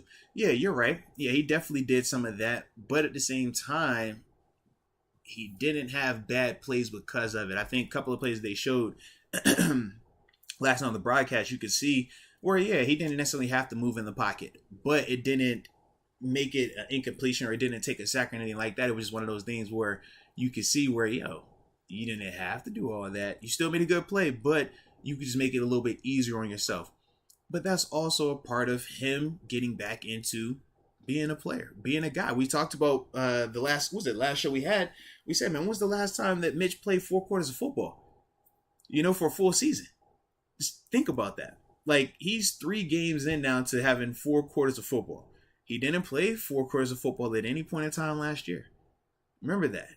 So for him, he's still getting that. He's still knocking off all of that rust. But we're seeing the growth. So, like I said, I'm with you on that, though. But he will continue to improve, as we've already pointed to. We can see the improvements. So, give the pro a chance to continue being a pro. All right, we got the homie Q. He says, throwing deep routes on 3rd and short every game is an issue. Sure, it's an issue when it's not completed, but when it is completed, we all love it. You got to catch the ball. That's all I'm saying. It's like, if you catch the ball, we're not tripping. And we all know that. So we can't pick and choose when we want to fault him for that when that wasn't on him, But if that is the narrative, so be it. All right, AJ. Yeah, it's better. It's better than checking it down and being short. Just say it's like 3rd and 3, 3rd and 4. We do a little dump off to Najee, and then it's 4th and 2. On, I'd rather take a shot down the field to a receiver that's open and potentially could be a really big play. I'd rather do that. Like I said, man, if people come from last night's game and they are saying that it's a Mitch issue, they have their mind made up. The bias is too strong, and that's why I'm not going to spend a lot of time in terms of like fuss. I know your energy typical is 7. You be ready to fight all the time. I ain't defending nobody on no sense like that, man. I just got my approach. You got your approach. But yeah, I don't think that There was a lot that I'm pissed off with from Mitch about last night. I'm just not following out all the way, baby. All right, AJ Martinez, he says, "Are we no longer Blitzburgh? The defense didn't seem to lay the hits they did in Cincy. The present Steelers need to hang out with the past Steelers. No, the present Steelers need TJ Watt. That's why they're not laying out the big hits like they were versus Cincinnati. TJ Watt is a big missing piece. A huge missing piece. It stresses out this defense a lot more. It makes them very average at times when you're talking about generating consistent pressure. They haven't been able to do that in terms of creating hostile environments consistently for 4 quarters since TJ's been gone. Alex Highsmith had the sack yesterday, but think about how late that was. Think about like when it happened. It was just like, man, where has this been at? But he's not the only one. It was like even Larry Ogunjobi has a nice play early in the game, but wasn't enough of it. Cam wasn't enough of it. When we talk about the other outside linebacker / DN, where was the productivity? It wasn't enough of it. But that's what we're all experiencing, because when you have a TJ Watt who's going to give you this level of productivity, well, these guys can kind of fluctuate a little bit or stay in this mid-tier 6-7 range and you're fine. But when you don't have a TJ and this has to be your best right now, we feel that when this fluctuates a little bit. We feel that when these guys aren't able to be their best player, play in and play out. And that's the big issue in terms of why we feel the way we're feeling right now about this defense. But that's player. That to me is big on personnel, because you don't have TJ right now. And this defense wasn't designed to play without TJ. Let's also remember that as well. Yeah, we paid him $30 million. Yeah, absolutely. That's not a guy that you're paying to sit on the side. That's a guy that you're saying is a force multiplier. So the force multiplier, the $30 million man, is on the sideline right now because he's hurt. This is, part of the issues of when we talk about, do you want to pay one guy who's just an absolute stud, or do you spend that money on multiple players at multiple positions and kind of take that approach? Everybody has their pros and cons. Everybody has what they would like or not like with that, but this is just a part of that. So that's why the defense is struggling the way it is right now, man. It wouldn't hurt to have Mel Blount or Jack Ham maybe come in midweek, rally the troops. We need Mean Joe, man. Have Mean Joe come up here and give one of them speeches, Mean Joe, man. Yeah, Mean Joe too. There we go. Bring that old school mentality. There it is. That could be worth a couple points when we play the Jets. Definitely could. But I think what's going to be worth more is them getting some rest. Man, just kick your feet up, man. Yeah, them. What, 3 games? You had one was 5 quarters in terms of the overtime opener. Then the short week after the Patriots game. I mean, it's a lot. It's a lot on this team, man. So kick your feet up, get healthy, get rested. And then after that, man, let's get back out here because we got to get this thing going. All I know is we got to beat the Jets for sure. Yes. And it's probably too early right now for me to be looking at the standings. Because there's probably a lot of teams that are 1-1. But I have been seeing some AFC teams lose, which is good. Bengals being 0-2, Raiders being 0-2. That definitely helps. Yeah. We need to beat the Jets, though, for sure. Absolutely. All right, so where we at? Al Taylor, I think you're on him, right? Is this after the King Stacks one? Yes. That I read? Yes. Okay, perfect. Yeah, I'm good. Al Taylor. At what point is it not player talent in the scheme / play calling to put players in position to be good?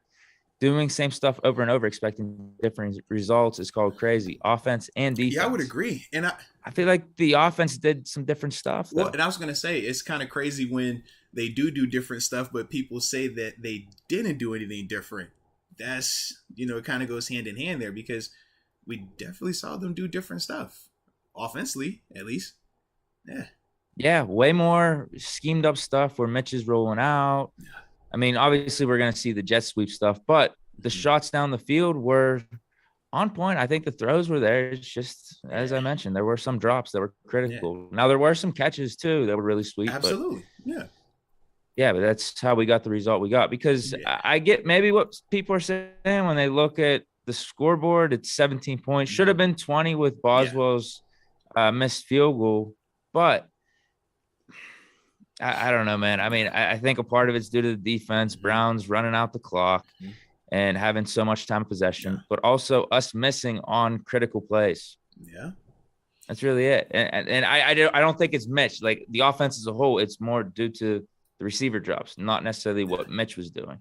Yeah. And I But understand since that it is the offense yeah. and Mitch is the leader and Canada is the leader, I guess that's where some of the blame is going to be pointed to. But I just don't think it needs to be that energy from yesterday. But Deke, it's not just that they're the leaders. It's because those are the two people that everybody has painted as public enemy number one for Steeler Nation.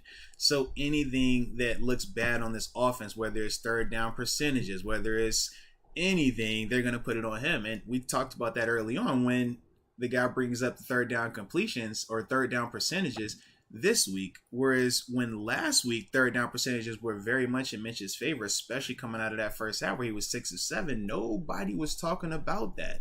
Nobody was saying anything about him being on third down, success on third downs, or giving him that type of credit since he's the quarterback on third downs. Everybody was still trying to ignore that and talk about him not taking shots downfield. So once again, it's just like, man, there's no consistency with how people are evaluating this guy. None. It's more so just biased opinions and hot takes. But where's the consistency at? If you can acknowledge the stuff that he's doing bad, you also got to be able to acknowledge stuff he's doing good because it's happening in the same games. We're not ever up here. Like, when have we come up here? Think about this, Deke. When did we come up here and just act like Mitch only does good?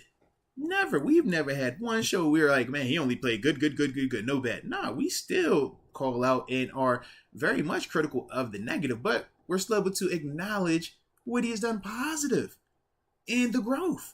But for the people that don't see that, it's just like, man, what is the point of continuing to explain when it's like talking to a wall in a sense, because you're so just blinded with the biasness or with a predetermined opinion that you're not going to be able to receive or listen and hear what's being said.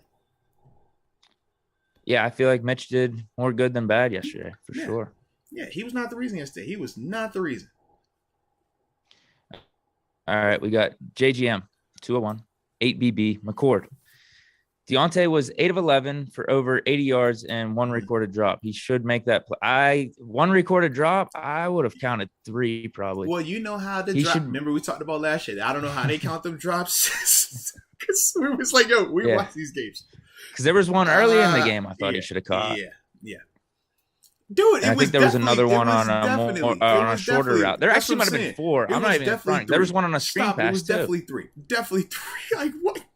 It was at least 3. It might have been 4. He should make that play, but what are these others y'all are talking about? Losing a 50-50 ball if you're blaming a 17-point performance on him. I'm not blaming it on Deontay. I'm blaming it on the defense too. And a shitty call on that Jalen Warren shuffle pass that went all the way down to the 10 that we should have at least got at least 3 or potentially 7 on. And easily. Nobody's blaming Deontay. With all that momentum. It's definitely not a blame session on Deontay. It's not blaming of anyone. It's just talking about context, because the context is needed when everybody wants to just point at Mitch and say he's at fault. So when you're trying to absolve a person of the guilt of fault, all right, of the reason why the offense is not good, or however we want to paint this thing, or painting the picture of why we lost last night, and people trying to put it solely on a Mitch Trubisky performance, it's like, no, we got to bring up some of the context. And some of the context is there was a throw that did hit Deontay square in the chest on a deep route that at least would have been a field flipper, but had the potential to be a touchdown. That is context. We get on Mitch and freeze frame and circle every time a person is in the middle of the field and he doesn't throw the ball, right?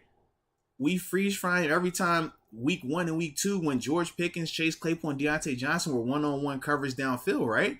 So is it not okay to turn around and do the exact same thing when Mitch is actually in the right and he actually did throw the ball downfield and put it right in this dude's chest pocket after all the criticism that Mitch has received and currently receives? That's not okay to call that part out.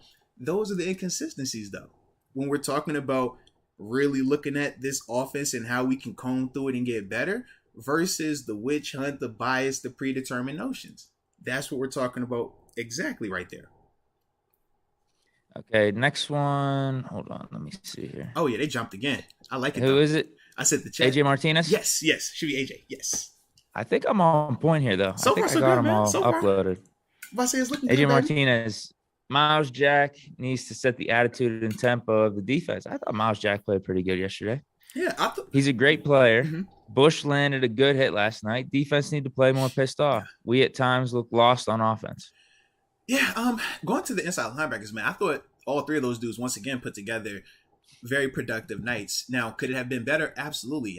Coverage wise, we got to figure out the Njoku part, but part of that was a little bit surprising to me. I got to look at the all 22 to just see exactly what was happening with that. But my initial thoughts on all three of those guys in terms of Miles Jack, Devin Bush, Robert Spillane, they were productive as heck, man. You look at the stat sheet, these dudes were getting around that ball. They were flying around. I was enjoying seeing the intensity and the passion from Devin Bush. The play that he made on Kareem Hunt by the goal line where he slams him, man, just seeing him actually get up and act like he mattered, act like it meant something to him, man, that thing had me juiced up, man. But as a whole, I thought that 5-5 flew around. I thought that Miles Jack was doing what he was supposed to do as well. The things that hurt them in a sense were just not always being gap discipline. And at the other time, because of the way that the running game was able to have type of the sex they was having, at times they got a little bit nosy in the sense of they're peaking. Because when you're feeling this guy getting 2 to 3 yards, it seems like, or 3 to 4 yards every time. I think at one point he was averaging 7 yards a carry. I'm talking about Nick Chubb. As a defender, even though we're always telling ourselves, trust the defense, trust that your guy's going to make the play, when you keep filling them 7-yard runs every time a guy gets the ball, you start feeling like you got to do a little bit more. So you start, I'm going to do this. I'm going to hit him, but I'm going to jump over here. And some of that did hurt us, and that was on our linebackers in a sense. So that's some of the stuff where it's like they can be improved. But as a whole, I thought that they definitely were being productive players out there. They were playing downhill. We just had to be better as a unit. A front seven in terms of stopping that run. But that was also on that Browns offensive line. That Browns offensive line was moving our bodies, man. They were moving us and getting that line of scrimmage consistently. And then on the flip side, they were also able to protect when Brissett was going to drop back and stuff like that. Yeah. Tommy Vincent, my daughters, Sadie and Sophia, are watching the show with me. They wanted me to tell you guys good morning. Hey, top of the morning, Sadie and Sophia. Man, big time, big time. And shout out to you, Tommy Vincent, man. Get your dad energy on this morning, man. Shout out to all the parents in the building, baby. Lou boy, I don't even think the last drive was on Mitch. Moore got flipped. He had to throw it quick, and Harris got flipped on a block, and Mitch got sacked. Mitch got out. Yeah, they did try to trash my man a little bit. Yo, the Dan Moore one was a rough one. That was a rough play. That was a rough play. But shout out to Dan though, man. As a whole, too, I will say this. I thought schematically. Yeah, he held his own. Yeah, he held his own, but I thought Matt Canada did a good job protecting him as well. Zach Gentry, yeah, there were some chips and stuff. The chips. Yeah, but once again, we're talking about Matt Canada, right? Those are the things that, can we acknowledge those parts? Like, when we said that this man at points this offseason or at points this season, we're questioning, is he even competent enough to be a coordinator? These are things where we're pointing and we're like, no, that's smart. That's good. That's productive. That's him looking like a competent offensive coordinator. Not coming out here and saying we're going to single block Myles Garrett for 4 quarters. Not saying that when we run our rollout plays, we're going to roll them out to the left. Nah, they rolled out to the right. They did different things to mess with Myles Garrett's vision. Lining guys in the C-gap area on the line of scrimmage, off the ball, bunch tight end sets. All these different things. Running back comes with their chips over him now. Sometimes you don't block him at all. But all of these different things that just keep him guessing, not feeling comfortable, that's scheme. That's schematics. That's Matt Canada. So once again, even for him, you could see the uptick. You could see him correcting some mistakes. Now we just got to keep building on it. But this was a huge step in the right direction for this offense, man. Mm-hmm. Steeler Nation on fire. Offense played good in the first half, and the offense went quiet in the second half. Yeah. Canada should have kept pushing the tempo like in the first half. Dude, I like I said, I think that's so much more about the Browns sustaining a long-ass drive in that second half and us getting called for that penalty on the opening one off that kickoff coming out of halftime. Because that was a nice drive. It was. And then we got the ball back and Deontay dropped the ball. So, like, those are 2 touchdowns we could have had, at least I thought, in terms of how it was being schemed up and how Mitch was dialing things up as well. You're absolutely right, man. I agree with you on that. I definitely do, man. And, it's just those last, 3 or 4 series we had. little lackluster. The one ended up being the field goal. Yeah. But again, I go back to I think we should have won on that 4th and 5. Yeah. Now, I don't know if you want to blame Mitch and say, all right, we needed some more clutch moments there. We needed you guys to sustain a drive, but I don't know if that's all completely on Mitch. Yeah, I mean, I haven't looked exclusively back at that just yet, but I'm sure when we go back and check it, when we talk on Monday, we'll have, some opinions on it and stuff like that, man. But the tempo part, I would want to have seen him go back to that just because in the game, that can be a nice asset to you. We saw how it was working for us in the first half. Whenever you feel like it's a lull and you need just some type of spark, the change of tempo can help. But the other issue is just because you're trying to go tempo, you still have to execute. Because if you don't, you're just getting 3 and outs at a faster clip. That's it. So unless you're going to be able to sustain, and this is the part where I was kind of frustrated. I said in the second half, I wanted them to say, hey, man, let's drop a play right now to get this drive started. We just need a quick drive starting play, a 3-yard completion, and now we can go ahead and get into tempo. We never went to that approach until that final drive where we were hitting Pat Frymouth. I felt like then we started to go there, but other than that, I'm like, man, when we're lulling and it's like 2 3 and outs, 3 3 and outs, 4 3 and outs, you got to have a play. You got to have something in your wheelhouse where you're like, hey, this is a scheme beater where it doesn't matter what they're coming out and we'll be fine right here. And that was one of the things that I wanted to see from this offense in terms of making another adjustment later on in the game. But you can't have it all just yet with this offense. And obviously with the coordinator who's figuring it out. So there's a part of it though, man. But I did see that we had some new color just pop up in here. It's the color that we like. Shout out that Night Rider 16. So let's go ahead and pay him his due, please. And we greatly appreciate you also, Night Rider 16. He says, I agree. It's not all on Mitch. Sure, he could be better at times. The biased opinions are crazy. We have to be fair and we should be patient. Kenny will definitely get his chance, but keep that same energy.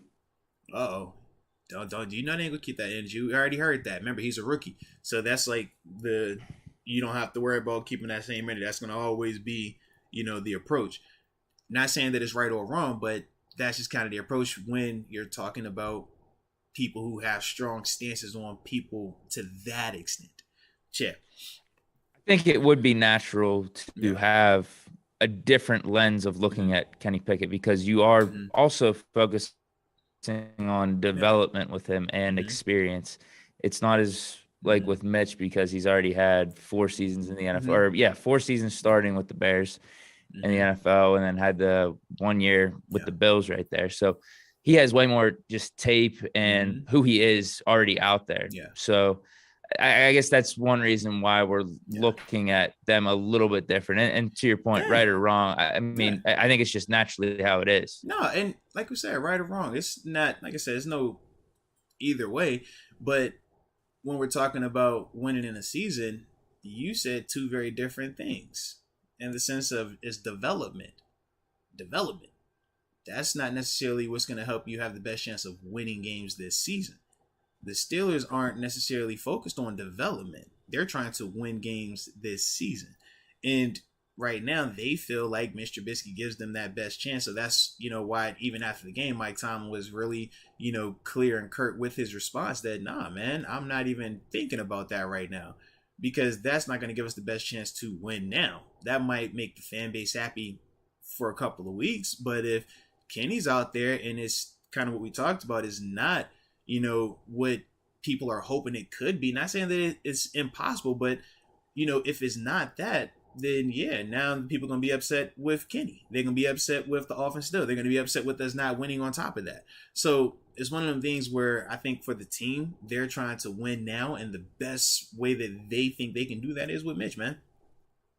Sure. And it all comes back to how do you feel about the quarterbacks? Yeah. So for me, talking about that development, I don't think that has to be at the expense of us not winning now. Like, I think Pickett can deliver us winning now type of play, but we also get that development. But it is going back to kind of what we talked about, all in how you view it. And I think Mitch did exactly what he needed to do.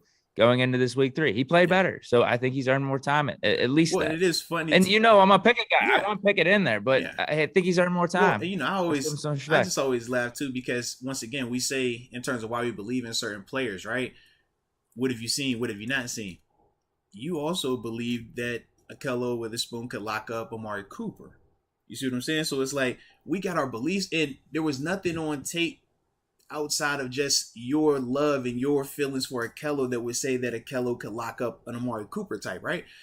But when we're talking about the Kenny Pickett crowd and that, he's just going to come in and, as you said, he can develop and we can still win and all this other stuff, and it's just this kumbaya scenario, I don't think is as smooth as that. I don't. I think that his development would come at the expense of this team really competing and having chances to actually win and make a run this year. And that's something that I think for the team, they share that approach, which is why we haven't seen them even consider switching him out just yet or doing anything from a telltale sign that looks like, hey, they're expanding packages, they're having internal discussions or anything like that. We haven't heard not one rumor that they've even thought about that.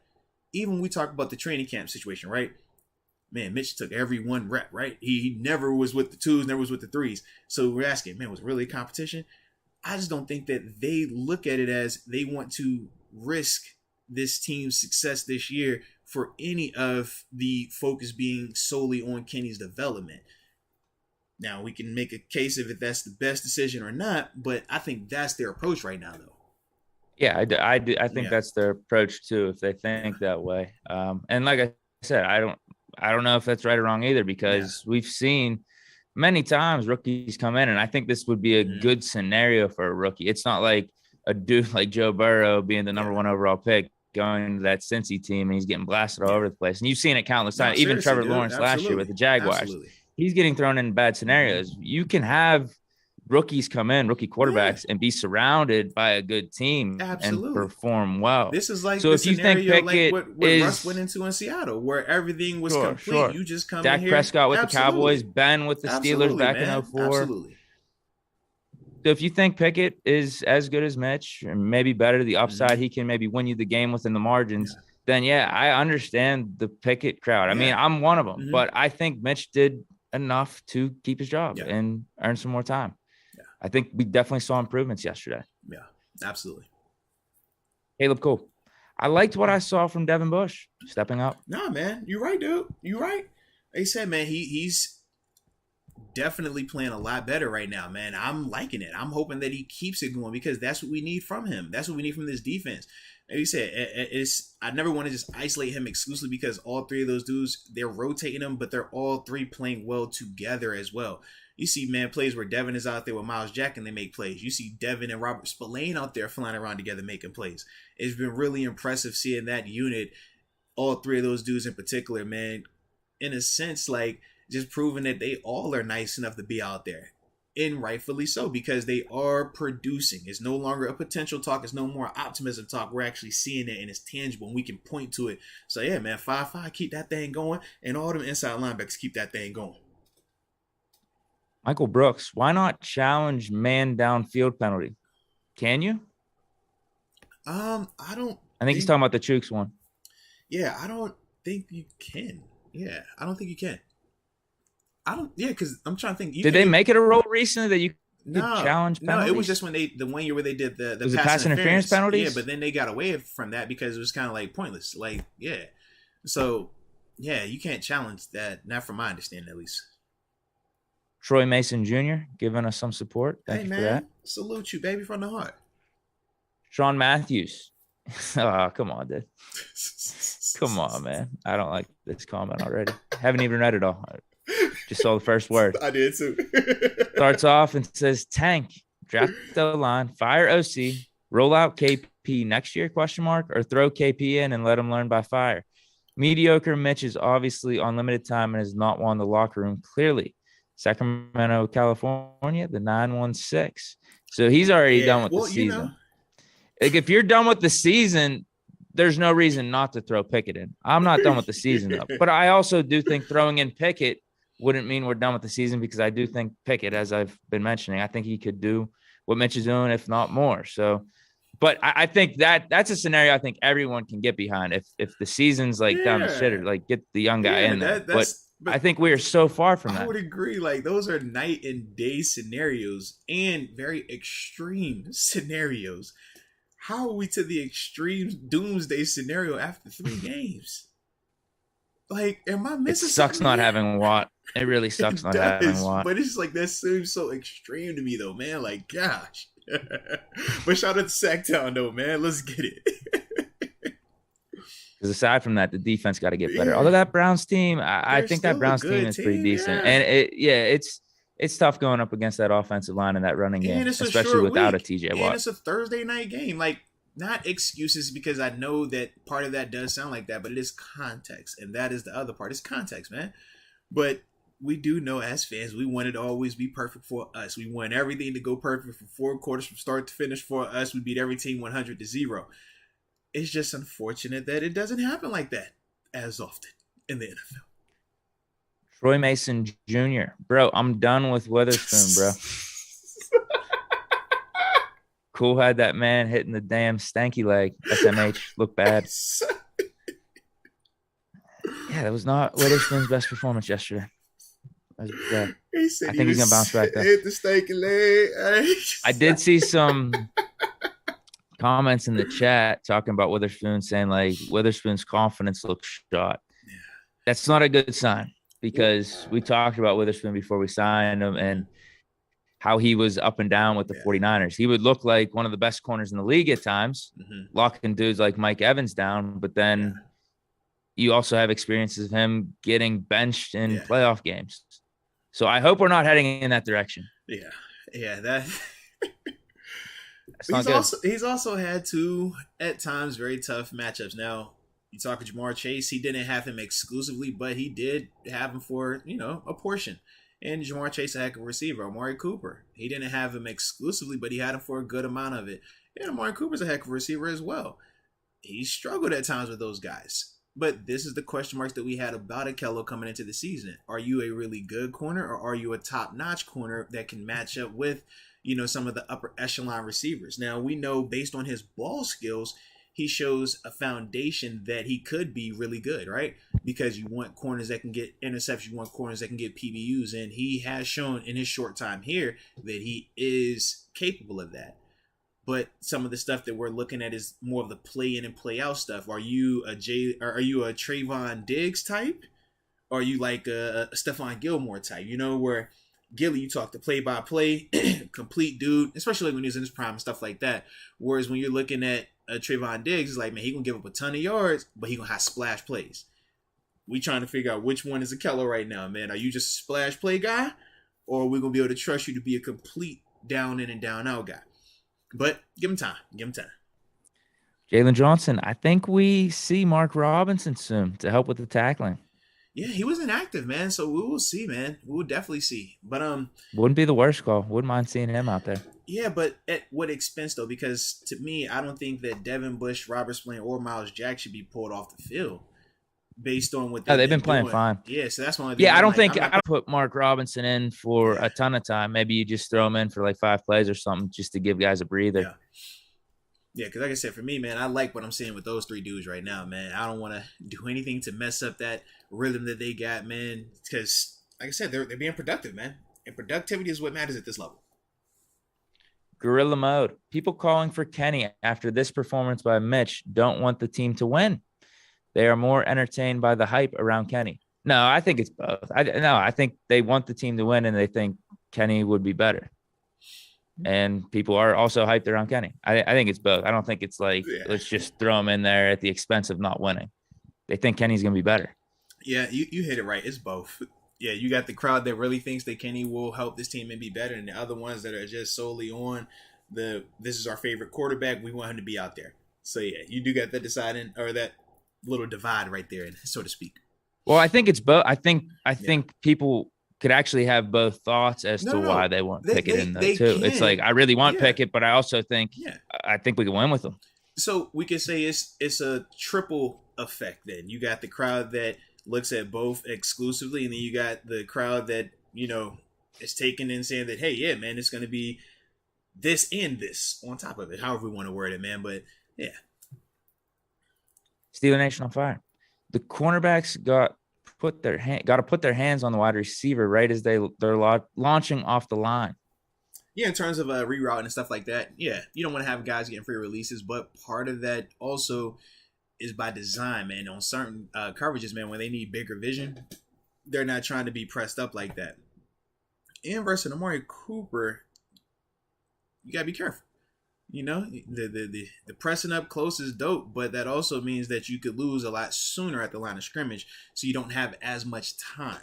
So that's why you kind of want to alternate it back and forth, man, because Amari Cooper's not a guy you just press and snap in and snap out. That's like when you watch AB play. You gonna press AB, snap in and snap out, not with some help over top. You got to help him out. And we weren't trying to do a lot of the help over top stuff either with an Amari Cooper. So it's a lot that was going into that. But once again, that also stems back to the TJ Watt not being out there.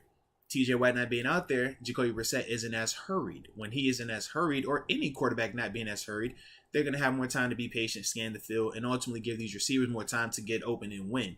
And when you're facing really good receivers on top of that combination, it can look like how it did at times last night. Michael Patrick McCracken, am I right? My Irish brother, yes indeed. You know we got love for him. And shout out to the Yes Indeed sweatshirt. Y'all see the new look, color on this thing. Make sure, if y'all want one, tap in. It's on every stream, every video. Boom. All right. Check it out over at Tate Springs, though. But what is my man saying? So, 1-9 on third downs is not on the QB? Question mark. Walk me through that. So, I'm not. I know one or at least two of them, maybe even three, were on drops. I was about to say, I know that. I'm not going to walk you through it because y'all didn't want to walk through the third downs last week when they were in Mitch's favor. So, I'm not going to spend time pointing it out this week now that it not, or now that it was a drop off for him. It's like, nah, and it still wasn't all on him. But you watched the same game I watched last night. If you think that if every third down that wasn't successful was on him, well, that's your opinion. I personally don't agree with it. But we all watched the same game. King stacks. Bacon, egg, and cheese or sausage, egg, and cheese? Oh, man. I go sausage, egg, and cheese. I go sausage, but I prefer Mickey sausage D's. and bacon. I'm a sausage guy, but I prefer sausage and bacon. All right? Yeah. I'm working on my diet. That doesn't hurt either. Yeah. But I'm definitely sausage and bacon. In fact, I'm a Burger King guy for breakfast just because they got the sausage and bacon double crust sandwich. You know what I'm saying? I'm one of them dudes. It's pretty tasty, man. All right. We got Marine Misk. Am I right on that? Yes. That looks accurate. According to the stats, we only converted 1 third down and 9 tries. Got to fix it. No, absolutely. We got to be better there. Fix it. Absolutely. And we're not saying that. We're not minimizing it. 100% no. But we're also not saying that that's exclusively on Mitch. I think that's the difference that we wanted to make with that. But no, they got to be better. I thought week 1 against Cincinnati, they were really bad on third down. Versus the Patriots, they were really good. I think they were clicking on like 50% of their third downs. Then yesterday, they went back and it was kind of struggling on third downs. But I think the story of why they struggled yesterday on third down was very different than what we saw in that opener against Cincinnati. The drops did play a part of that. We'll obviously see more of, when we hyper focus on just third downs and cut it up even more. But in terms of the knee-jerk reaction, there were some drops that cost us on third downs. You can't, look around that part of this thing, man. Cam Letson. Happy Friday, boys. Moats, as a defensive player, can I ask you what Edmonds was doing on those 2 touchdowns he gave up? Was that just the design or the coverage that was on him? No, we kind of talked about it earlier, man. It was a bad matchup. First off, it's Amari Cooper, and you're playing, him one-on-one, and he's running a slant. It's like, dude. Which corner? Yeah, safety on Amari Cooper. Which corner was beat? Not the best matchup. Not at all. And especially when you're talking about a short proximity like that where he is winning now and you don't have a chance to have makeup speed. You don't really have a chance for your safety to be in play unless he's directly aligned over there. To me, that was just bad matchup. The Njoku one, as Deke broke down as well, man. I thought, man, good throwing catch. But once again, it was just a tough matchup right there. Njoku last night, Njoku was looking like a top 5 tight end. I'm like, bruh, when we start seeing Njoku getting featured like this, man. But Edmonds, you want him to be better in terms of, some of those coverage parts like that. But those were tough matchups in terms of where they were on the field and just the throw and catch element of that thing. Not making an excuse for him, but in terms of the context of it, how would you have combated it? That's kind of my thought process with this thing. Because if you would have went zone, they're still going to be able to sit in there and find a soft spot. You go, man, okay, if you don't want Edmonds up there, well, which guy are you putting up there to stop the Njoku play specifically? Like I said, the Amari Cooper one, I don't think we would have stopped that just based on how that route was ran and just by the design of where they did it from him in the slot. That's a good design by them. You put him in the slot, you can't really double him like that. You can't get hands on him like that. That's why you move a receiver around like that. So once again, it's just kind of like, at times we do have to acknowledge that they can make some plays. They can have good players too. I hate that, that gets thrown out there, but that is truthful. Now, unless we're going to take the approach of saying, Akello, hey, you're going to match Amari Cooper in this red zone and kind of change the integrity of our defense. And unless we were doing that, I don't think that we were going to really be able to stop that play. Elijah Boykin. Hey, guys, I missed the last 2 shows. Glad to be back. Hey, man, we glad you're back as well. Even if it's in the morning, because y'all know I ain't a morning person. But shout out. Well, I guess it's not too much in the morning now. Well, no, we still got some morning time, though, so we all right. I'm happy the show's in the morning now. Oh, Lord, man. See, here you go. I feel woken up. I'm not woken. I feel good. I'm tired. I want to go to sleep. That's what I'd be doing if we weren't doing the show right now. But I probably feel more hungover. You know what I mean? But like enough. Now I'm up and about, took a shower, got some Gator Light here. Okay. Feel amazing. Okay, I like it then. I like it. Daryl, I mean, this is going to be the only one for the season. Oh, yeah. Because after that, right? Potentially. Yeah. Unless we got any more surprise Thursday night games, which I don't think we do. Yeah, we should be back on our, normal afternoon schedule times. Daryl, is it Psych or Silk? He says, not bad for a short week, but need a new OC. Yeah. In general, I'm not opposed to that because this goes back to last season. I never really wanted Canada. Thought he sabotaged Ben's final season. But off yesterday, I thought Canada did pretty good. I got to give the man some props. And I would also say, regardless of how much you want to support or not support Matt Canada, firing Matt Canada in the season would be a disaster. You don't want to make that type of move either during the season while still trying to remain, like I said, relevant and competitive, which we always are. We are never a tank team. We are never a irrelevant team. We're a team that is always in it. So firing a coordinator at any point in time during the season is not conducive to this team being successful this year. So if they're going to make a move on the OC, it will be in the offseason.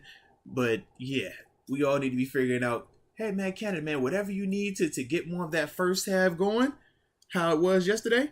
Man, if you need Dunkin' Donuts coffee, if it's Starbucks coffee, if it's, I don't know, whoever's coffee out there, we just make sure you get that thing going because we need more of that. And we need it, going for 4 quarters going forward, man.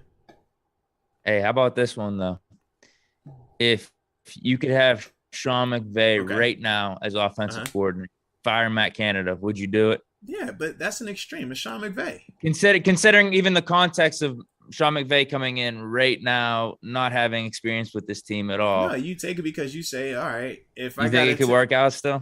I mean, it's an extreme situation. It's not realistic in the sense because Sean, no, it's not. I'm just wondering if we could get guru play caller in, would we still be all right without having them practicing with the team? The reason why it's a disaster is because you're gonna take somebody that speaks a foreign language. It's essentially like you take in a Mexican or a person that speaks exclusively Spanish and a person that speaks exclusively Arabic, and we're gonna say, hey man, because you're elite in your Spanish field, come over here into this Arabic field and just take over. All the people over here are going to be like, bro, you might have the greatest scheme, the greatest feel for the game, the greatest, everything, but we don't understand what you're saying. We don't concepts. We don't understand your culture. We don't understand what your approach is. So if you bring in a Sean McVay in this hypothetical or anybody that is outside the organization in season, short term like this, they're just trying to figure out, how does this guy even communicate?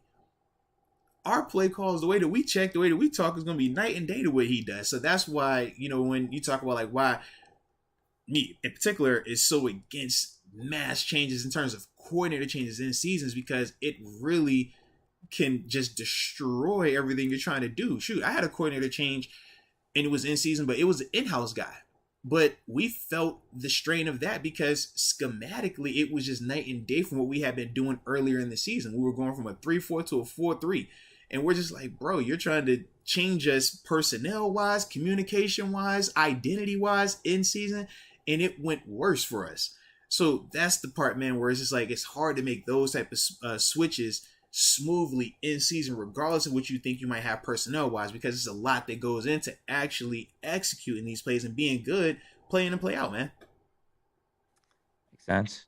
Because if we were to fire Canada, you would want to bring in one of the top-notch offensive play callers. You don't want to bring in someone average, but I'm seeing with what you're saying here that even bringing in one of the top guys may not be awesome. Because like right now, it's still going to be so hard in terms of the communication unless you're saying, hey, top-notch coordinator, take over Matt Canada's playbook, verbiage, and now you got to learn his offense as well in his playbook and figure out how to, okay, this works and that doesn't work.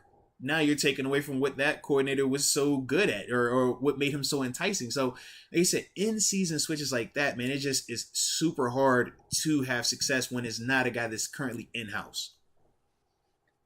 Zach Aguilera. Not sure if you guys talked about this, but the line looked way better. Man. They absolutely did. Talk about it. Mm-hmm. They're looking good. I'm about to say, man, a couple games in a row now, so let's keep that thing rolling with them. Mm-hmm. Yeah, wasn't flawless, but hey, we'll take it. No, we absolutely will, man. Absolutely. As we said in the offseason, if they could just get in that top 15, top 20 range as an offensive line unit, that'll make a big difference. And I think it has these last 2 weeks. Yeah. Now, Mitch wasn't making some of the best reads against the Patriots. He had more time than he probably thought. But we saw the difference that who knows what type of adjustments he made whenever he was watching the tape and saying, hey, line's giving me more time. I can maybe take some more shots downfield. I have way more time than I thought I was going to get. Ooh, shout out to Shotty Bills. I do want to bring this up, man. I'm glad he brought him up. He says he brought up Miles Killebrew, Miles Boykin. Says they're both the truth. I would agree there. Hey, how about Presley Harvin, too? Absolutely, man. All three of them Great dudes, punch. man. Absolutely. Killebrew, though, he got the tipped punt early on. And Miles Boykin, man, just continues to make plays, bro. He continues to go down there and gets big-time tackles each and every week, man, on special teams, man. So, salute both of them dudes. And, obviously, big Presley Harvin, man. Just really good to see him in his just normalcy now. Confident now. Relax when he goes out there and booming some nice punts, man. Not leaving out there any of them ones where we're just like, oh, God, not right now. So, yeah, shout out to them dudes, though, man. I'm definitely liking that, though, man. Mm-hmm. All right, we got the Brobarian. Oh, salute the homie. Salute the homie. Thank you for that. Salami Obama Slot. Morning, boys. Missed roll call. Come on, baby. Slat. Salami Obama Slat. Missed roll call. 816 KCMO. Here we go. Defense was gassed because Mitch couldn't get us a first down. O-line ain't the problem. Hashtag KP8. All right. Okay.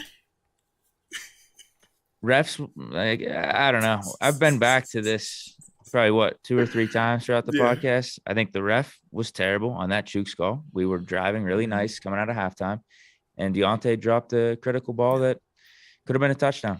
Yeah. Those were the first 2 series where we had momentum. So I don't really think it was about Mitch. He's got to be better, but it wasn't him exclusive. I think the defense just needed to be better. I don't think it was on Mitch because, we were moving the ball in the first half. I don't know when the defense necessarily got gassed. I'd say it was more the Browns just moving the ball. That's kind of how I looked at it. They got to get off the field. You can't 10-play drives. That's not a offense gassed problem or offense not sustaining drives problem. That's a defense not getting off the field problem.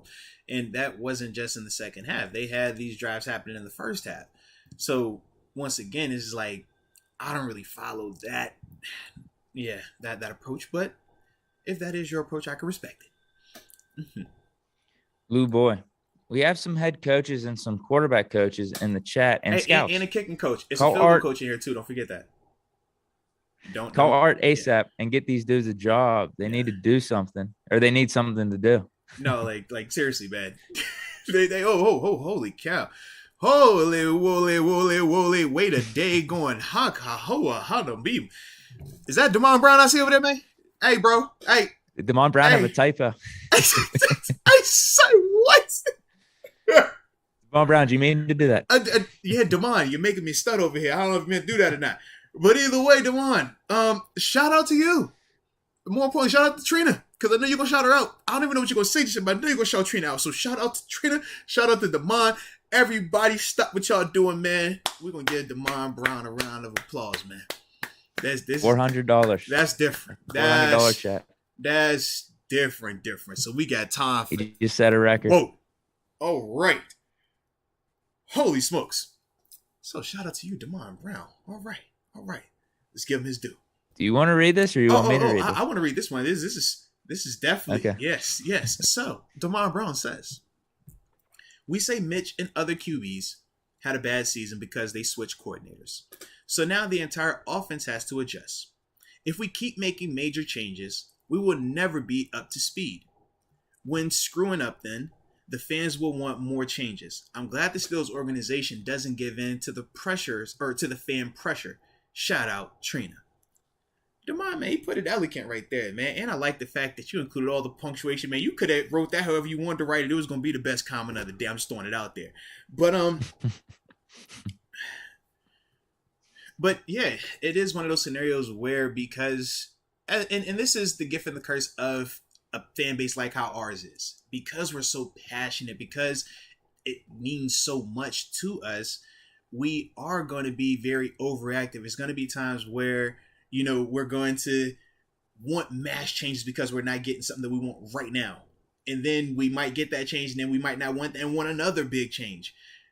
But at the same time, the organization, they have to operate the way they've been doing. And they have to put the blinders on and say it's elevator music. And that's one of the things that we always would say internally whenever stuff was going on. I mean, when I think back on some of the distractions that we dealt with versus what this potentially is in terms of the quarterback controversy, fans booing and stuff like that, it's actually really minuscule when you put into context some of the stuff that, as a team you have to endure. I never forget, you said 2017 season for us with the whole national anthem situation, president saying what he said and everything that went with that. Yeah, if we would have, listened to the fans or fall to that pressure, it would tear your whole team apart because you'll be doing things to appease them and not doing what matters to your team, in-house, coaches, your brothers, and stuff like that. So I think with this scenario this season, different context, but still same ballpark in the sense of, it's a lot of outside noise. You got people that are calling for jobs after 3 games. You got people that after every throw, they're highlighting and circling and quarterback coaching it like, they're the greatest quarterback guru of all time. I get that. But at the end of the day, for this team, they got to just focus on them and say, hey, man, we're not hearing any of this other stuff. And I think that's been their approach. And that's why we're seeing them take steps the way that we want them to take. But we just needed to be a little bit better, a little bit faster for all of us to feel good about it. But as a whole, yeah, you're right, man. It's a part of it, man. But that's what you love about Steeler Nation. We want that passion. So never turn down the passion. We just try to get a little context with it. But once again, Damon Brown, salute the heck out of you, man. From the heart. From the heart. We got some great follow-ups to Damon Brown's chat. Mm-hmm. Angel Rosales says, yo, Damon, bribe Tomlin to put Kenny in. Jacob Soria says, refund him. Got to be a typo. Yo, Damon, can you buy us a new offensive coordinator? Damon got, hey, Damon, we need to go sign us a pass rusher, man. We need to sign us. Hey, who was out there? D Ford. Could we put someone towards D Ford? We need a D Ford out here, man. Sheesh. Micah Hemp saying, Hemi, Damon. Damon is him. Cody Veronica says, Mark Cuban in disguise. Smart Cuban's burner account right there, man. Let's go. Jacob Alessio, am I right? Am I still on pace? Yes. Yes, you are. Yeah. I think I am. I'm doing pretty good. Mm-hmm. Peace and prayers to all. Sorry I'm late. I just want to remind people that it's super early and there's plenty of time for this team to get it together. Let's show some loyalty to our coach and organization.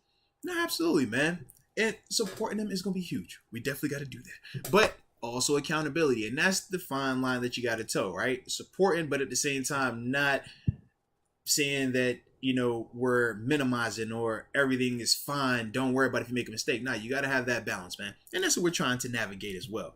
And I was going to say Deke too. I think we still got some supers in here. So just remember, because like I said, 11:30, 11:35 at the latest, because I do got the Sure. other show I got to get to. Yeah. We could be efficient. Yeah. Robarian, easy to pull up what is wrong. However, I believe our team is going through growing pains, and growing pains hurt. So we should expect more until our team becomes more experienced and seasoned. Yeah, and it's funny, man, you say the growing pains element. You think about the Steelers offensive line. I use them as that context, that 2014 time frame, right?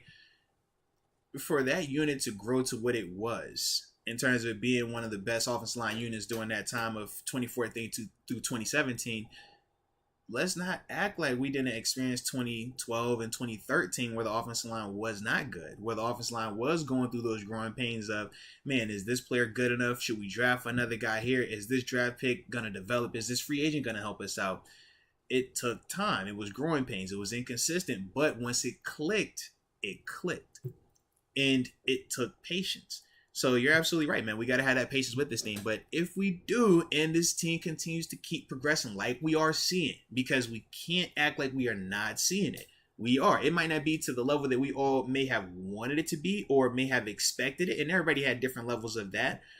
But it is progress. Insubstantial. Farron Bradford, we needed to be sitting at 3-1 or 4-0, but it is what it is. What does Coach T do to keep the offense bought in with Matt Canada? 11-18 are tired. Where do you get that? How is Claypool and Deontay tired? Has run with this narrative that all the wide receivers. Wait, dude, what? It's so like just tiring at times. Are they physically tired, or no. Are they saying like Claypool and Deontay are tired with Canada? So literally after every, like anytime there's an incompletion or anytime you see the receivers on the broadcast make a face, they say, "Oh yeah, man, you know the receivers, man. They've been upset with this offense, man, with the quarterback and the offensive coordinator, and they just keep running with that." And it's like, bro. So literally one play, I forgot what happens, but Deontay ends up on one side of the field, the ball goes to the other side, and it was kind of that look of like, man, if we would have been on the same page here, this could have been something dope. The broadcast took it and was like, "Yep, you see that? That's frustration right there. He's upset, man. He's telling you, man, that's what they've been talking about all week, though." And he's just like, "Bro, no, it's not. That's not that. That's just two dudes being like, yo, man, if we on the same page here, we can have something happen." But he just went over there with it. But that's the thing they're trying to push. So that is why, that comment was what it was right there in terms of them being tired, or they'll say the George Pickens is pissed off and he's tired of it and all that other type of stuff, man. But yeah. Yeah. Okay. Next one we got Farron Bradford. I think again, is that back to back? Yes. He says it is, yeah. All right. He says those hating on Mitch still don't know ball. Forget it. Off-season wise, where do we look for a new OC if we go that route? That's too early. Yeah, it's way too early for that. Let the season play out. It's way too early. Canada called a decent game yesterday. Yeah. Can he keep it up? That's the question. Can he keep it up? But yeah. Angel Rosales. Our season is over. Damn, come on, dude. Don't do that. Like, if you don't think it's doomsday, you're wrong. He's just trying to warn us, apparently. Okay. We won't make it through the schedule if Mitch can't score more than 40-year-old Flacco. So when we lose the next 4 games, do we chill? Well, can we get to the next 4 games, or can we get through the next game first? That's all. I mean, because if that's the case, Jets. Let's get to 2-2. Hey, because with that approach, why do we even play the Cincinnati Bengals? If it was just this foregone conclusion that we were going to lose, right? What was the point of even showing up there? Context, man. Don't be overreactive. Come on now. Play to win the game. Mm-hmm. That's why they play the game. That's another cliche. I would agree. Jockey Williams. Mitch is mid, bro. It's okay. Keep sleeping on Kenny. Hey, everybody has their opinion. That's cool, baby. You know that. Yeah. No, I think for his comment, Mitch is mid. I think Mitch played better yesterday. So I don't know if that's an appropriate comment coming off of yesterday. If you want to say Mitch is just mid in general, but no, I think him and Canada both did better yesterday. I ain't sleeping on Kenny though. You're talking to the wrong guy there. I'm just trying to figure out how I'm sleeping on Kenny all of a sudden. I don't get it, but to everybody, they have their opinion. That's fine. I ain't fussing with it. Troy Mason Jr. Edmonds will definitely get his walking papers this offseason. Dude can't cover a bed.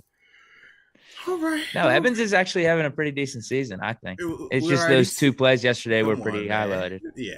and that just Edmonds was playing really good those first 2 weeks. But for the Edmonds crowd that is not supporters of him, which we do know is a good crowd, yeah, they were looking for anything. So they have their ammo because of those two players. We gave you the context on it, but if that's their approach on it, that's going to be their approach on it. Elijah Boykin, I think we need a senior offensive assistant. We need like a Brian Flores on offense. Yeah. So we need just like an offensive guru chilling. Who's in trouble right now? Who has some controversy surrounding him that is available to be the offensive assistant? We need like one of them it's Tom Coughlin. He was the one that was doing it down in Jacksonville. Yeah, we just need one of them OG old ornery type dudes to come in here, man. Yeah. Baron Bradford. Who else can wait, who else can play? I think he's saying who could call plays. Okay. Yeah. The quarterback with the audibles and whatnot. Yeah. I think or the head coach. But Tomlin ain't calling offensive plays. Yeah, I'm trying to think like in terms of who's been on the staff that has done offensive calling duties before. Oh, okay. Yeah. I would have Sullivan? to look I was about to say I have to look at Mike Sullivan. I'm not sure. I think he might have though. I think he's the only He's been more QB coach throughout his career, but I don't know if he had like a 1-off or 2 season where he was maybe the play caller. Yeah, I'd have to look into that. I don't know, but yeah. Rod Dollar, don't you do that? Rod Dollar said Urban Meyer. Rod, don't you do that, man? Don't you do that, Rod? Steeler Nation on fire. Should the Steelers make a trade for a defensive lineman? Not an interior D lineman. If you're gonna make a trade, though, you might look outside linebacker, man. Yeah, edge rusher. Yeah, because that's the big thing. I think if that gets situated or figured out, this D line will be better. But right now, they're not getting enough outside pressure where those guys on the inside are able to just do what they do. So that's what you're kind of seeing. Us Ford's still out there. He is, man. So we'll see. No more man. JPP, but yeah. And JPP signed for what? 5.5? I was like, ooh, that's not bad. Yeah, come on, man. Come on. Now we said he was going to cost $10 million in cap space. Right. We said he was going to cost. I'm like, bro, 5.5. That wasn't as bad as I thought, though. I thought it would have been a little bit higher, but it was in season, a couple games in now. But yeah, man. Nope. Steeler Nation on fire says the defense should get the most rest this week. Yeah. I would agree. Yeah, they've been through it the first 3 weeks. Yeah, they got the long weekend this week, man. They're cutting that tape up today, and then after that, man, kick their feet up and just get relaxed, get refreshed, and come back in this thing, man. Because this Jets team, I haven't had a chance to watch them exclusively. Well, actually, I mean, I watched some of them. Obviously, was watching more from a Brown scope than a Jet scope, but that's still got to be a game that we got to come out of there with, man. So. Rest up, do whatever you got to do. Hydrate, get you an IV, get you some of the bananas, potassium, and all that good stuff. But yeah, we got to get this one, man. Some Gator Light. Yeah. Dion Scott, giving us some support. Thank you for that. Shout out to you, Dion, man. We appreciate you from the heart, man. Elijah Boykin says, bots in the chat.